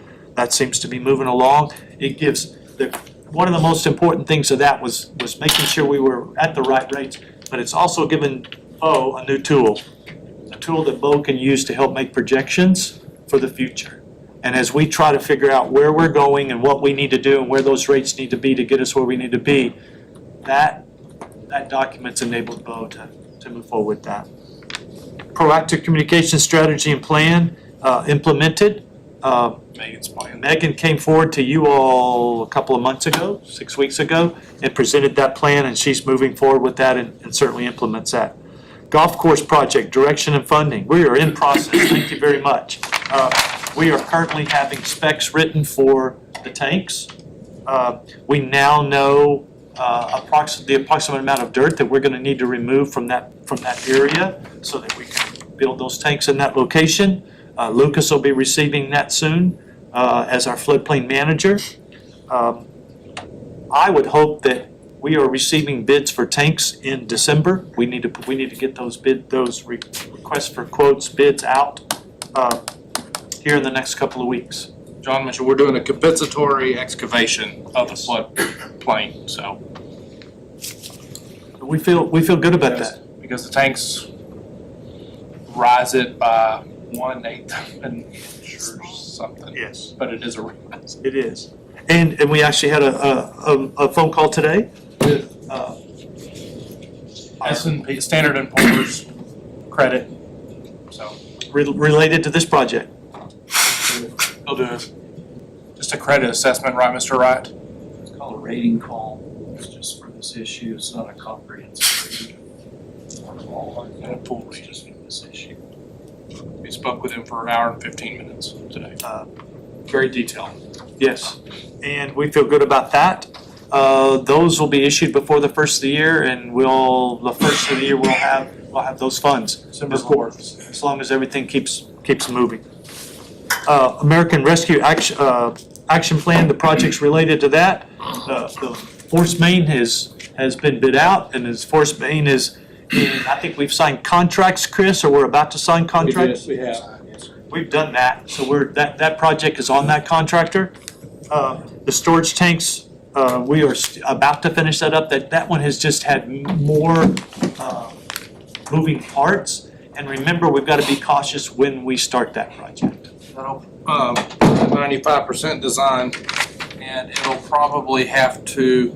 take probably 10 months before we do anything because we don't want the tank down in summer. So there'll be a little more delay on that due to timing. We want to be able to time that project appropriately so that it's not offline during our peak months of the summer. And we'll report back to you when we get those contracts signed, but we're really close. We haven't bid it out yet, so. We're really close. Stormwater master plan, drainage plan, again, funded. RFQ process is underway. That's on the streets as we speak. That is one of those projects that's managed through PRPC. And so we've done what we need to do. She's done what she needs to do, and there are folks looking at that. Lucas, do you remember the dates on that? Let's do it at the end of November. They'll be awarded at our January or February meeting. So we look forward to that. Decorative lighting and traffic signals, again, those are conversations Joe's had with TxDOT. So those are long-term projects and long-term conversations, figuring out what it is that they're willing to do, what we can do, and how to make that work.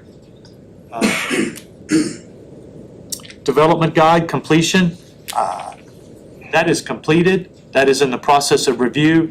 I believe that we'll be pushing those out before the end of the year. Do you not think so, Lucas? Yeah, we're implementing the applications and checklists that are in that completed document, and then we're still having some internal reviews with Public Works and things like that, so that might cause those checklists to change. There might be some things that are added or taken off, but those applications and checklists are live right now. We're using those for all kinds of development applications. And the point of that is a document, how many pages is that, Lucas?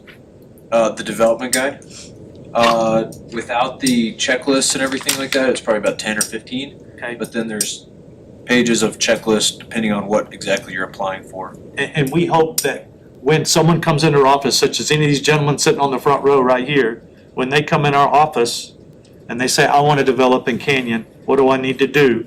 We hope that this document will give them the checklist and the sequence and everything they need to know in order to move forward in the city of Canyon.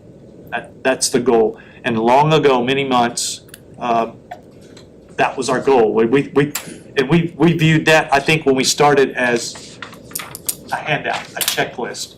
and obviously it's become quite a document that I think, Lucas, would you say it's gonna be helpful to everyone? Yeah, I think so. And it's mostly helpful for staff that, in the past it was an email, hey, here's a plat. And so it's gonna be much more helpful for us to keep track of things and have an actual application and a checklist. That way it's very clear up front, like you said, for people who are applying, and then it's much more clear on the back end too for us to keep track of all these Correct. things. So those are the targets. Any questions on any of those from you all? We feel good about it. We feel like we've been moving on those.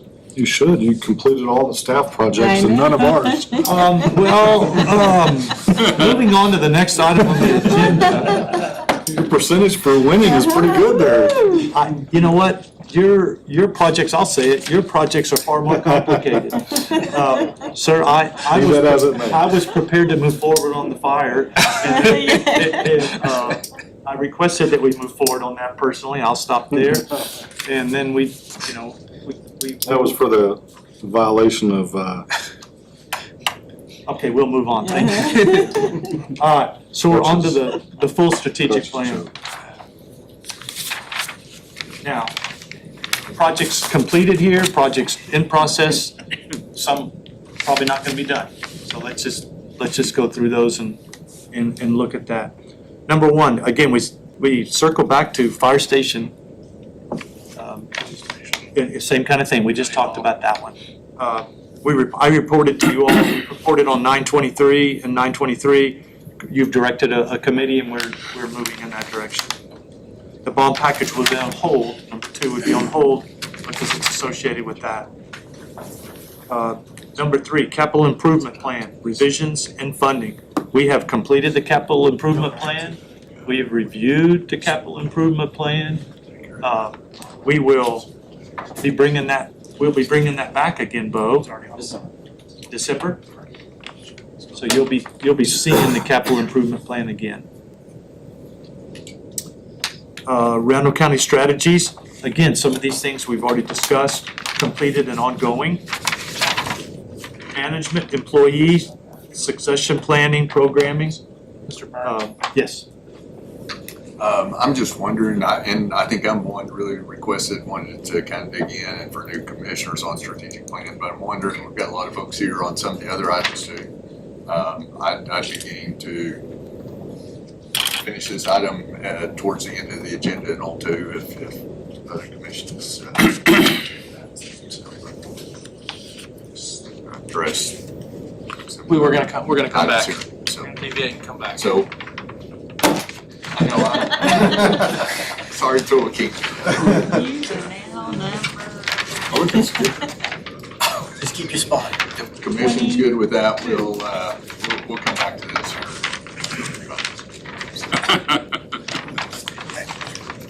He said commission, just so we're clear.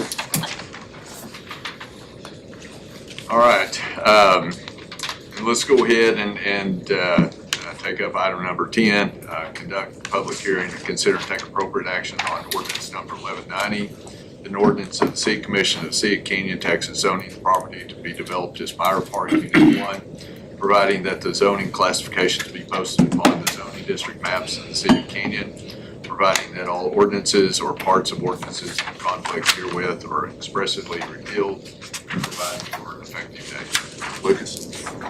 Now, I have to preface that it's only 5:22, and John told me I'd have until at least 6:15, so. And I see you brought your large jug of wine. You're prepared. Yeah. Oh, this is great. So, the Planning and Zoning Commission, they met last month to consider the proposed zoning for Unit 1 of Myra Park. And so we have the attached application that was submitted by Robbie Christie. And there is a map showing the first unit of Myra Park and the proposed zoning districts for that unit. Currently, this land sits unzoned, and so this will be the initial zoning classification assignment. I've mentioned this before, and it's something we're gonna bring back once we get through the zoning adoption process for the ordinance and regulations. I'll come back and we will go ahead and assign some initial zoning district to some areas that are currently unzoned. But we'll go ahead and take care of this one. with the zoning that has been requested from the developer. Those two zones are SFS, it's our single-family suburban, and MF, which is our multifamily. The reason they requested multifamily is they've got some zero lot line townhomes proposed, and that is currently allowed in our MF zone. We did send out letters to anyone within 200 feet. I think there was about 2 of those letters that went out, did not receive any responses. And P&Z went ahead and gave a unanimous recommendation for the adoption of these zoning classifications. Mr. Mayor, I'll make a motion, we Have to have public hearing. Sure. Okay. With that, we will open the public hearing. Anyone signed in? No, sir. We'll close the public hearing, and Mayor Pro Tem. I move we approve. A second. Have a motion and second to approve. All in favor of the motion signify by raising your right hand. Opposed, like sign.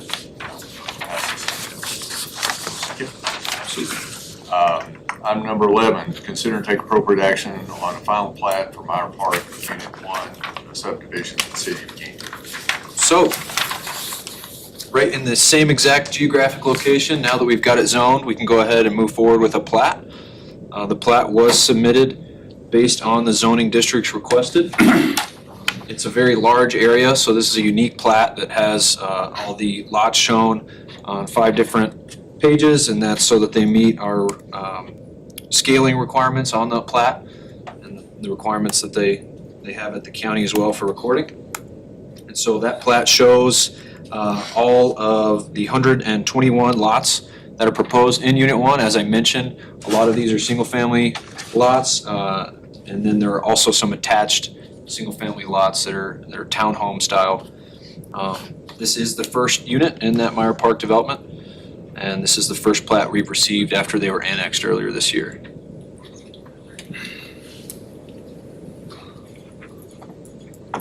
Any questions?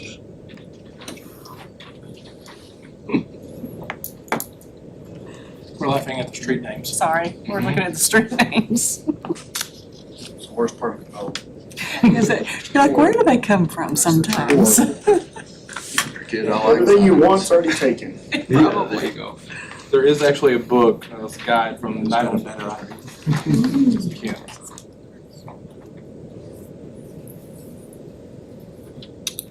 Mr. Mayor, I move we approve. Second. Have a motion and a second to approve the plat. All in favor signify by raising your right hand. Opposed, like sign. The motion passes. All right, item number 12, conduct a public hearing and consider to take appropriate action on ordinance number 1191, an ordinance of the City Commission of the City of Canyon, Texas, zoning property at 2201 UH 87, known as the Lumberyard, providing that the zoning classification be posted upon the zoning district maps of the City of Canyon, providing that all ordinances or parts of ordinance in conflict herewith are expressly repealed, and providing for an effective date. Luke. Absolutely. So this is the property known as the Lumberyard. They are proposing to split this property into 2 parcels in the future. We've got a preliminary plat for that we will be considering soon. This is another area that was annexed into the city limits earlier this year, and we are now assigning a zoning classification. There's a 1,000-foot map there showing the zones within 1,000 feet of the property. The recommendation of staff after meeting with the business owner, landowner for the plans that they have, recommends an RC2 zoning classification for those lots. Any questions? Recommended a motion. I'll say we have a hearing first. We do. That's true. Just make sure you're paying attention. I think if there's no further discussion, we have a public hearing to open on this one too. So we'll open the public hearing. Nobody has signed in. We will close the public hearing. Move to adopt ordinance number 1191. Second. We have a motion second to adopt ordinance number 1191. All in favor, signify by raising your right hand. Opposed, like sign. The motion passes. All right, item number 13, consider and take appropriate action on ordinance number 1189, an ordinance of the City of Canyon, Texas, removing real property from the extraterritorial jurisdiction, ETJ, of the City of Canyon on petition of landowners, and reducing the ETJ of the City of Canyon in accordance with such action, and providing for an effective date. Lucas? Okay. This one I'm gonna do what I usually don't do and just read my memo, because I thought it through a little bit, and I wanna just read what I wrote there, and then I believe Joe has something to read, and then I think we have some people signed in on this one as well. So, on October 4th, 2023, the City of Canyon received a petition for release from the extraterritorial jurisdiction, ETJ, pursuant to Section 42.102 of the Texas Local Government Code. The petition includes 2 parcels of property owned by Montgomery Agriculture Operations and Prairie Grass Properties. The attached documents include the petition, a legal description of the property, a survey of the property, and certifications of signatory authority, including vesting deeds in addition to all that. According to Section 42.105C of the Texas Local Government Code, as amended this year, if a resident or landowner obtains the number of signatures on the petition required under this section to release the area from the municipality's extraterritorial jurisdiction, the municipality shall immediately release the area from the municipality's extraterritorial jurisdiction.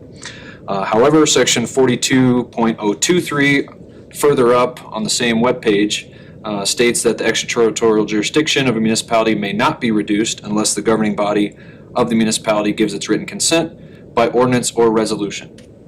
And so from our perspective, those 2 statements in the same statute conflict with each other. So our recommendation to ensure that this action sticks is for the City Commission to adopt an ordinance to remove that real property as described in the submitted petition from the ETJ of Canyon in accordance with Section 42.023 rather than a simple vote or automatic release as is prescribed in 42.102.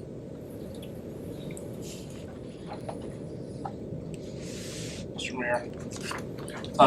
I'd like to give Davey and Jeff the opportunity if they want to speak before me or after. Go ahead. They already have an idea what I'm going to say. So I sent an email with Chuck and Lucas last week to the commission citing some of the stuff that Lucas just mentioned. The city staff has been made aware of an interesting legal issue regarding the subject of ETJ releases. The City of Grand Prairie has filed a declaratory judgment action against the state of Texas in regards to Senate Bill 2038. That was filed on Wednesday, October 25th, 2023, so about a week and a half. We have reviewed the action and find it to be creditable.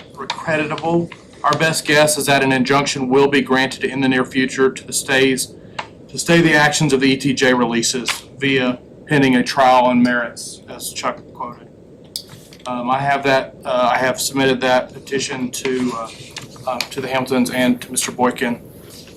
But in short, there is a contradiction between the section that Lucas just read, that is in section 42.023, indicating that a resolution of the ETJ needs to be in the form of ordinance or a resolution from the commission.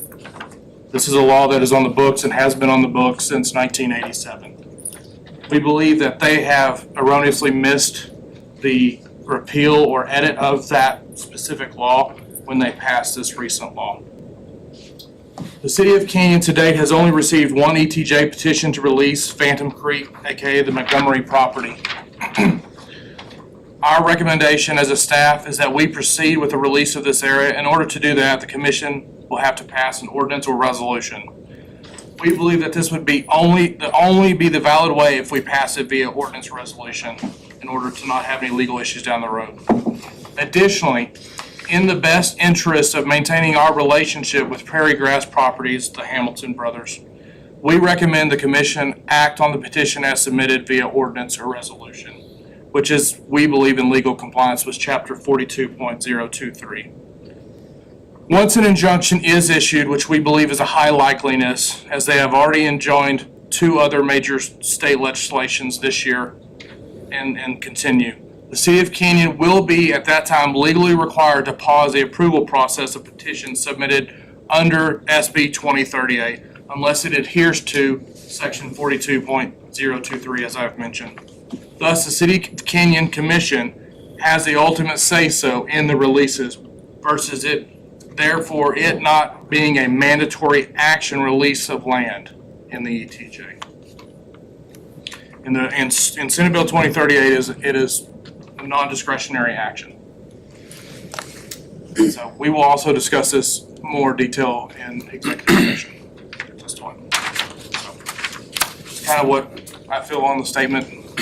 I will say we have had multiple conversations with Jeff and Davey, and Mr. Boykin. I've missed most of the Todd's conversations, but I think our communication with these two gentlemen and Dustin have been better than they ever have, and I know Mr. Mayor has been in part on at least two of those conversations as well, speaking to that relationship. But that's all I have to say. Thank you, sir. Would highly recommend to let them speak. Thanks, Joe. If you don't mind, I'd like to let Todd go first, just kind of rebut what you said, give his opinion of what our legal counsel feels on the deal, so you council can have both sides. And then Jeff's gonna read a letter to the council. Thanks for the opportunity to talk to you. I'm Todd Boykin. I'm at the Underwood Law Firm. I represent Montgomery Ag and also Prairie Grass. And so Chuck and I have been talking about this. I've had a really good conversations with Lucas as well. We appreciate the extra effort they're going to make certain that this complies with what they believe is the proper way to handle this. My little presentation here to you is just about the legalities of this. And so as a reminder of what the statute says, it says that once this application is made and it's been approved, so apparently it's been approved by everyone, at that point then, either 45 days after the date that it is approved, or the next council meeting after 30 days from the date that it's approved, which I believe would be today, if action is not taken, then the property is actually released from the ETJ.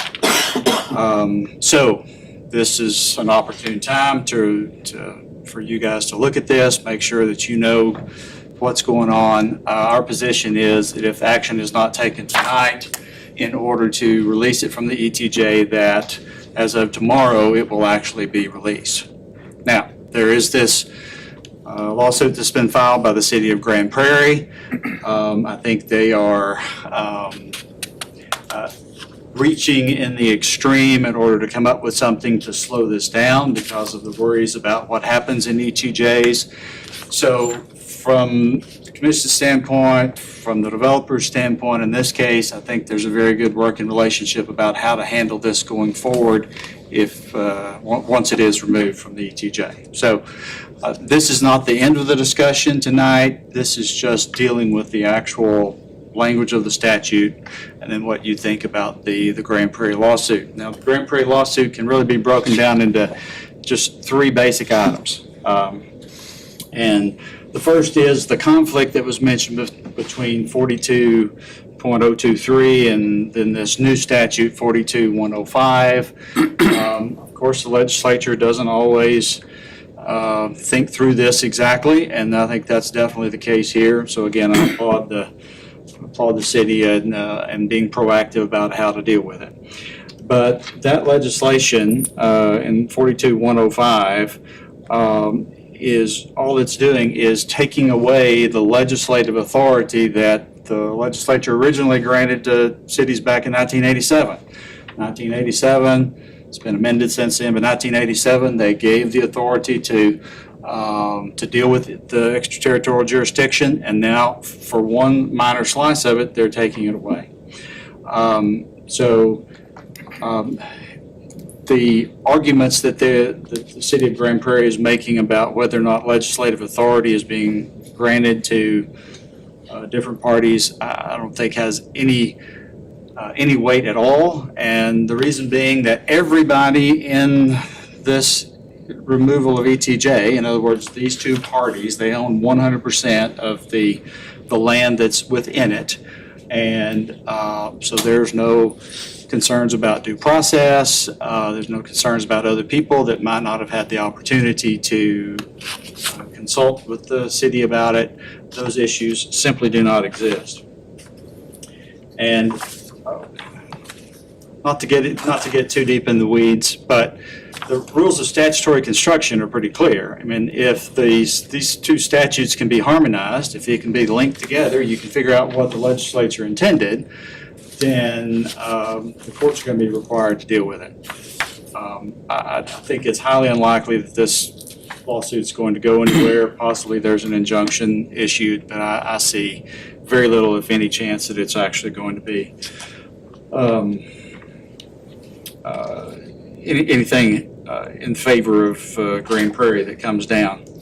Of course, the reason for all of this is because if you look at the legislative history on this, what was going on in the legislators' minds, there's a lot of statements about what was happening, and it's about the fact that you've got regulation without representation outside of the city. So the city can make rules that require developers to take certain actions, spend certain monies that developers often believe are not appropriate, but they have no say in what's going on here. And so that's all this statute is intended to do, is to give those owners some say in how their land is regulated going forward. So I'm happy to answer any questions. I may not have stated everything exactly like Chuck would agree with. I'm happy to hear from him, but that's my presentation to you. If you have a question, I'd love to answer it. Okay. Thank you for your time. I appreciate it.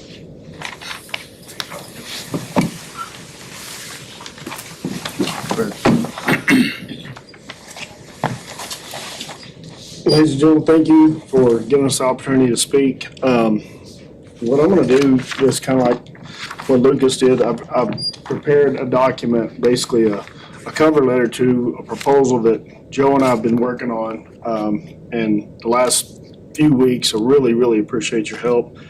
And basically what it is something that he's presented to you guys. I don't know if any of you have had a chance to read it yet. It'll be, I think, in your executive meeting.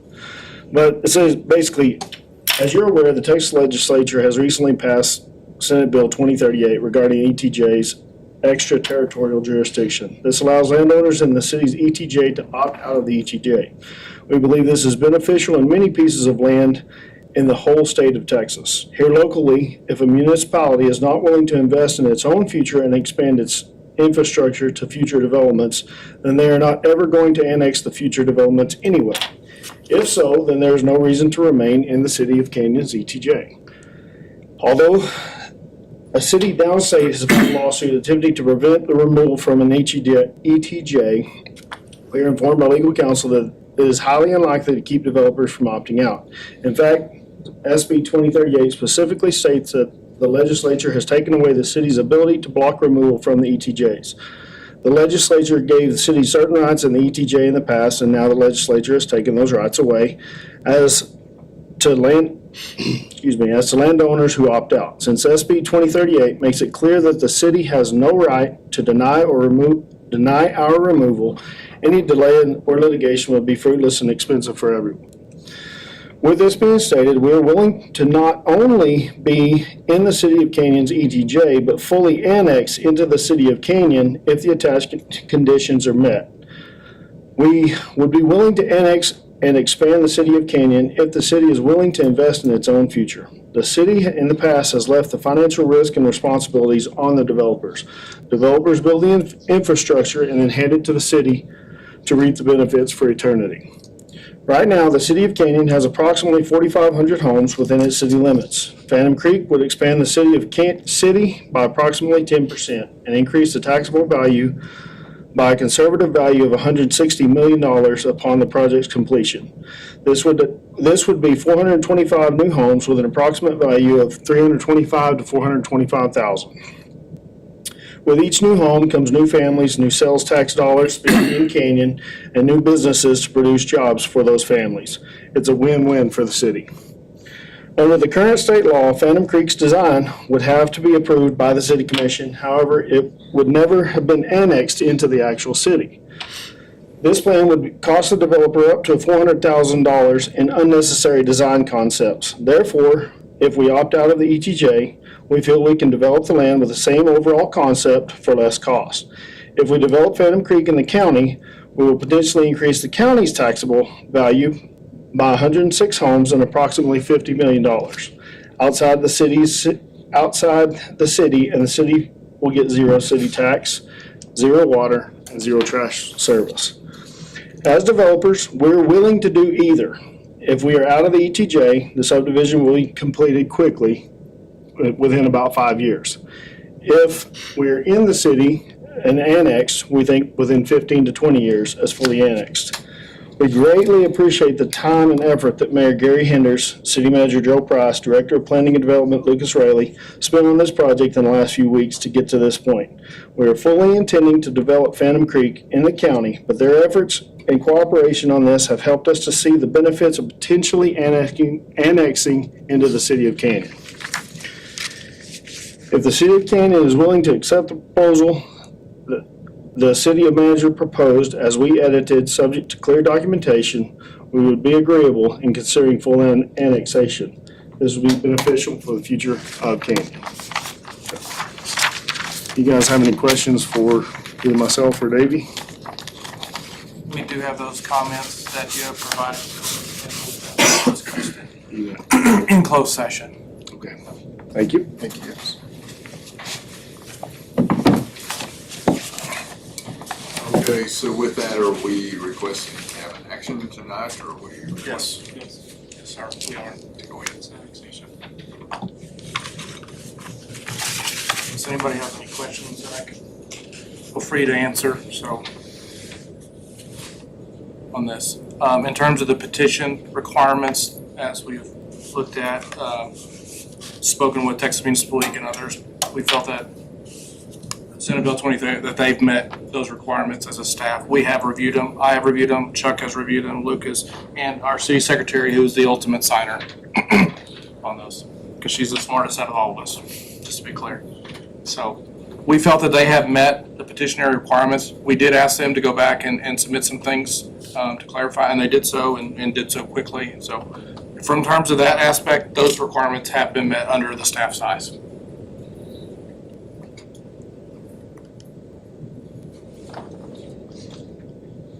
To adopt ordinance 1189. Second.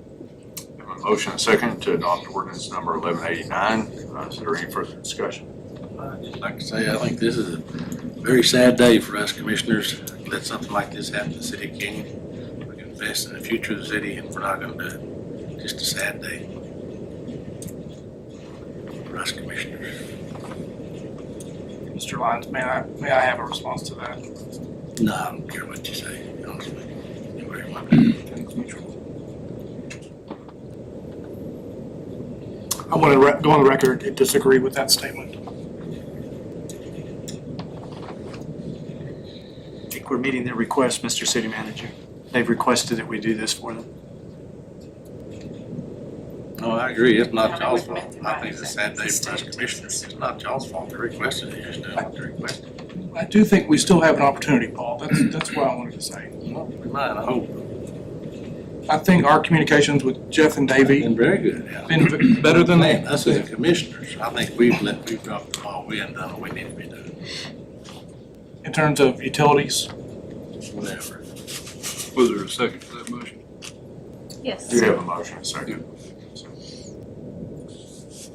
Any other discussion? All in favor of the motion, signify by raising your right hand. Opposed, like sign. The motion passes. Okay, item number 14, consider and take appropriate action on ordinance number 1192. An ordinance of the City of Canyon, Texas, removing real property from the corporate limits of the City of Canyon on petition of landowners and reducing the corporate city limits, the corporate limits of the city of Canyon in accordance with such action, providing for an effective date. Lucas. So we'll fly over from, in our heads mentally, from Phantom Creek over next to Spring Canyon over to the east side of town, directly across the street from the Canyon East subdivision. There is a triangle of property that you can see on the screens right now that was annexed, we believe back in the 1980s is when I found the annexation documents. It took us a few conversations to determine why that corner was annexed, and we found that it is parallel with the Interstate I-27 there. And so that kind of makes sense as to what boundary they went off of to annex this corner of the parcel.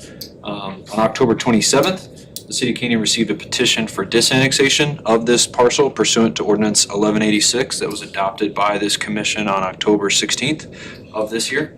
The petition includes one parcel owned by MH Panhandle Investments. The attached documents include the petition, a legal description, a survey of the property, and certificates of signatory authority, in addition to vesting deeds, very similarly to the ETJ petition. This is a petition, as stated, to remove this parcel from the corporate limits of the City of Canyon. The City of Canyon is unable to serve this property with utility services currently due to limitations of existing infrastructure and the cost prohibitive nature of new utilities to serve this site. The City of Canyon staff recommends that the commission adopt ordinance number 1192, which is attached in this packet, to disannex the reference property. And Lucas, this was back because we weren't able to figure out how to provide water service. That's correct.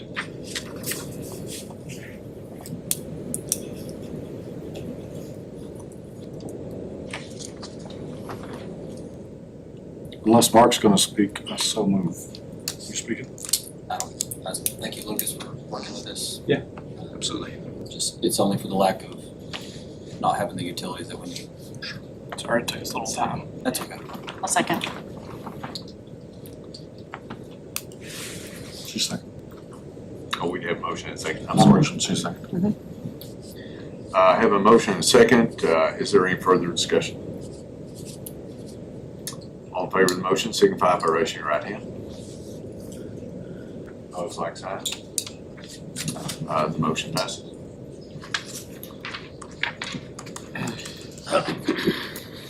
All right, takes us to item number 15. Consider and take appropriate action on quick claim deed for all of that certain northern 140 foot of the alley located between block 6 and 7 of the Gilman and Reimer College Park Addition. In addition to the City of Canyon, Randall County, Texas, according to the map or plat thereof, of record in volume 60, page 501 of the deed records of Randall County, Texas. Lucas, one more time. Promise, this is the last one. Devin Ferris, representing Estacado Interests, who's the developer for the Canyon Whataburger, has submitted this quitclaim deed. It's a document that releases all claim, right, or title to the property. I don't know, Chuck, if you have anything to add. I redid the one they submitted. Yes, he edited it and made sure it was accurate. But we did already plat this property, and on that plat had abandoned the alley that was previously there. Utilities have already been rerouted to go around the front side, the east side, of the property. And so I believe that Wampler was our contractor, and I think they hired him to do the other side. We did water, and they paid for the sewer to be rerouted, and then I think they worked with Atmos to reroute gas as well, so that there are no longer going to be utilities through that section of the site, because that's where they're going to put their building. So they want to make sure if there's any issues in the future, they can access those utilities for any kind of repairs without having to dig underneath the restaurant. And that we're all happy, because we want to keep eating our honey butter chicken biscuits, and we don't want to have to vacate the building in case there's a water main issue. So it's just a document that their lawyers would like to see before they break ground, and so we recommend authorization of that claim deed for the mayor to sign. So moved. Second. Have a motion and second. Is there any further discussion? All in favor of the motion, signify by raising your right hand. Opposed, like sign. Motion passes. Thank you. Thank you, Luke. All right, item number 16 is to consider and take appropriate action on resolution number 1188, an ordinance of the city of Keenan, Texas, amending traffic regulations pursuant to 11.05.051 of the Code of Ordinances to provide for prima facie lawful safe speed limits established for motor vehicles within designated locations and corporate limits of the city of Keenan as provided in this ordinance, providing for a penalty and an effective date. Joe? Thank you, Mr. Mayor. We have worked with TxDOT to get a traffic and speed study going on 4th Avenue, basically going from Russell Long all the way out towards Canyon East. As we've had exponential improvements of growth with a business or two through there, and additionally, the increased traffic volume. If you can figure out how this sheet works, they have points in there where they'll change the speed limits. But I do want to set a reminder. As y'all recall, we did recodify our entire code recently. Instead of adding specific points of speed limit changes in our code, there will be a repository with the city secretary's office. Oh boy. On all these speed changes, so that they won't be specifically stated in the code. These new ordinances will be put on record in the city secretary's office. So just a reminder on that. But there is several speed limit changes in here. They will decrease it from 70 down to 60, and then on those point markers there. You can see those are all driveways and streets right there, and you can see where the markers are through there. And then I believe it goes to, it's 45. It is, it's 45. It's great if you're an engineer. Yeah. So. Might be a typo, Chuck, in the ordinance. Because it goes from 45. 45 to 55. Yep. It goes down from, it's currently 55 right there, from I-27 back to town, and it drops from 55 to 45. So, you see that, Chuck? Well, yeah, I just went by the memo that the Okay. traffic engineer wrote. I took that information off the memo for the traffic engineer. If there is an error or variance, let's just adopt it as amended or corrected. Well, it just needs to be adopted as is Yeah, prescribed. in the well, I exhibit. attached the strip map, but Yeah. the memorandum is actually what I looked at when I drew the ordinance, and that memorandum probably is an error. Yeah, so, it actually go down to 45, from 55 to 45 and back up. So let me fix that, and I'll tender a new ordinance. So. Anybody have any questions? I know that you We can't go ahead and pass it though, We- it's prescribed. Yes, sir, we in there. can, and Chuck will just fix it's a typo, grammatical error, so it's all prescribed of what's in this stick map. TxDOT really worked with us and did that fairly quickly, Joe. They did. It wasn't that long ago. Commissioner Potter was asking about that. We had other people do that. Several asking, the Creek House has had several conversations with us, especially turning in and turning out of that, going 55 through there, so. So, yeah, I really appreciate TxDOT's response.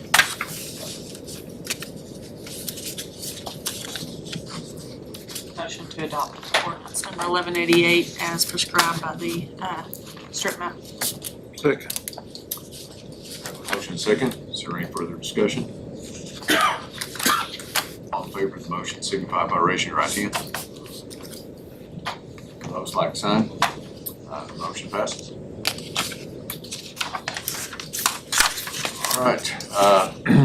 Item number 18, consider appropriate action on presentation on short-term rental ordinance and future options. John? You want to keep going? You want to circle back to the other item? Start with the strategic plan yet? Yeah, that's fine. Is there any way, John, let's finish the other item. So you need more energy to move through the other one faster? That's a question. Once again, Back to page two of 1,500. Give us a 5-minute break. John, I think a 5-minute break is requested. Oh, yeah, that's fine. They call those. I was getting tired anyway, sir. Perfect.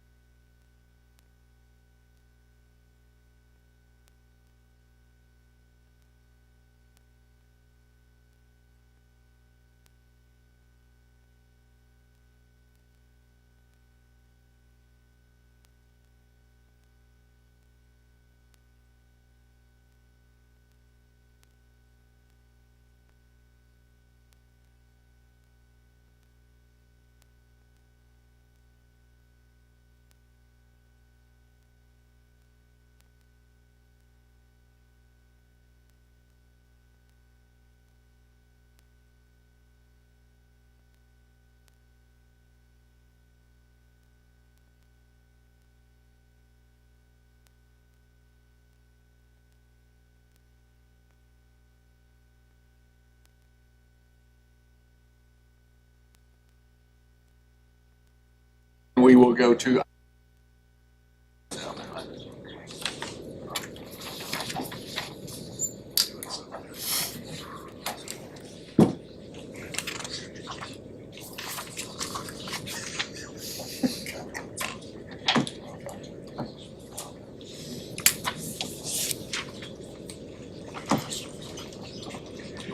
I think we're ready, John.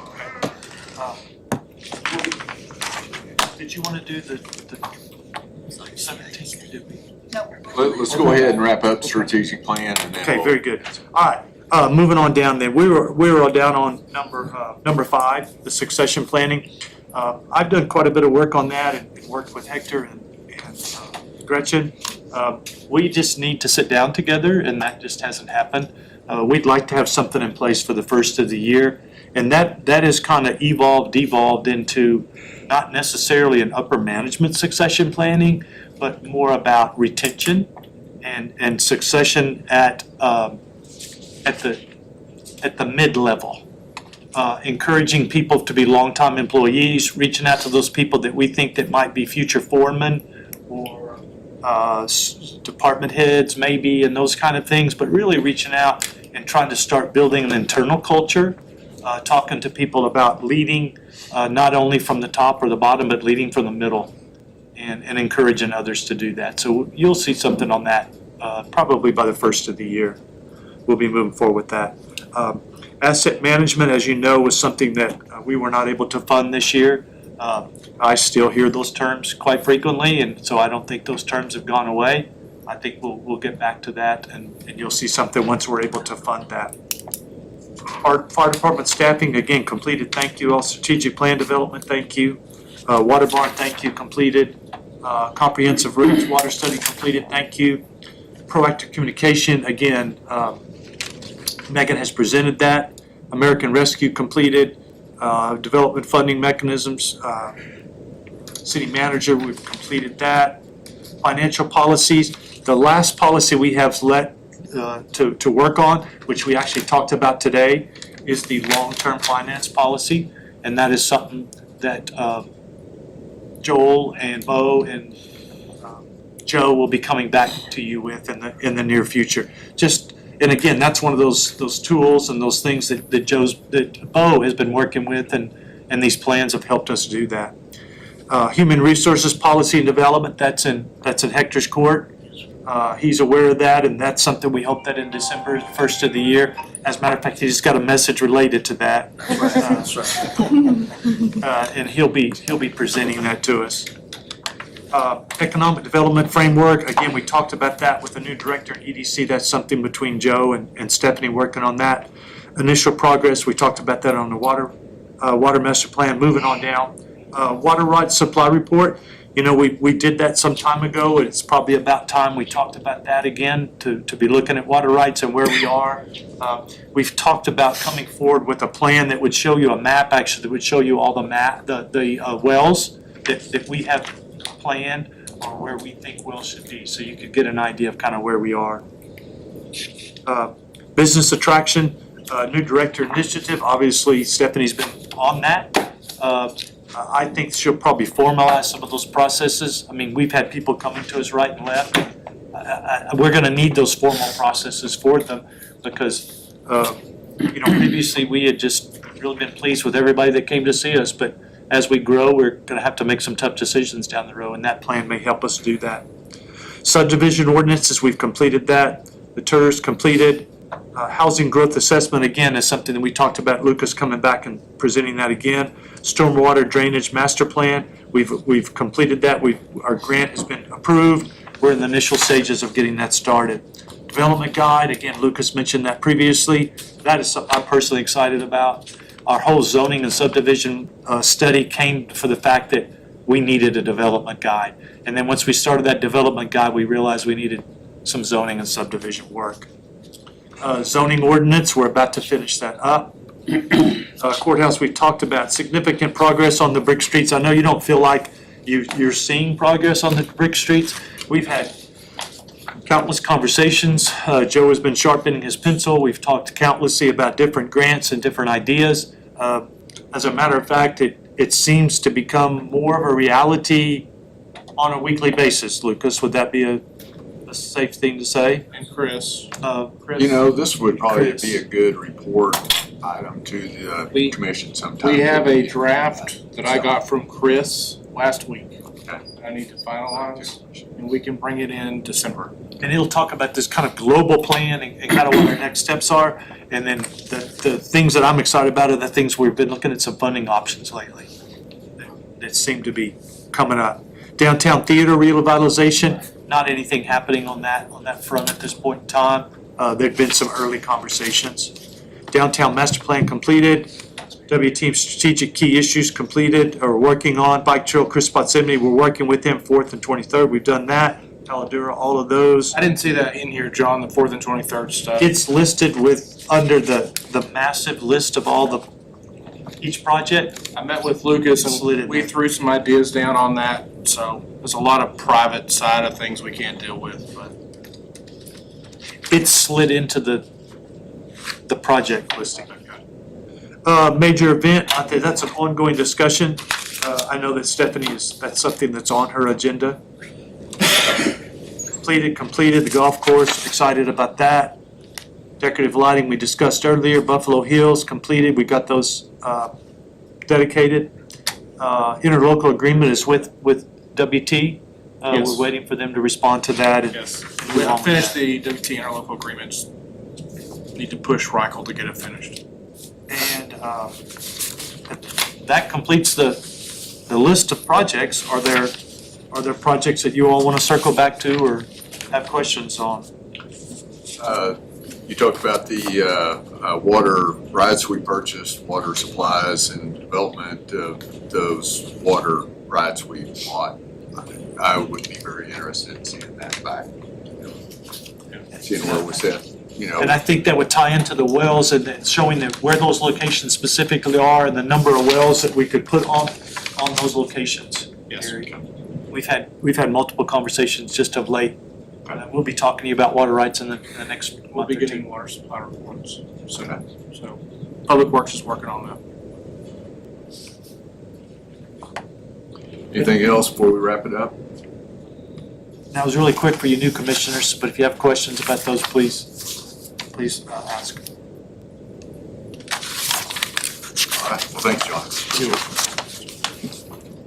That was fast.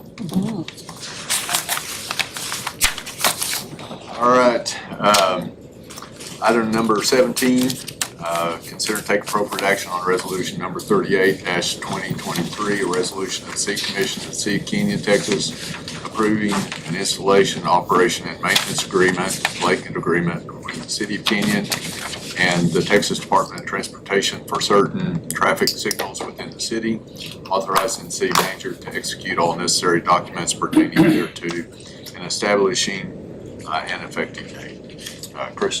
Good afternoon, Mayor, Commission. You guys are gonna like me a lot after what you've just gone through, so.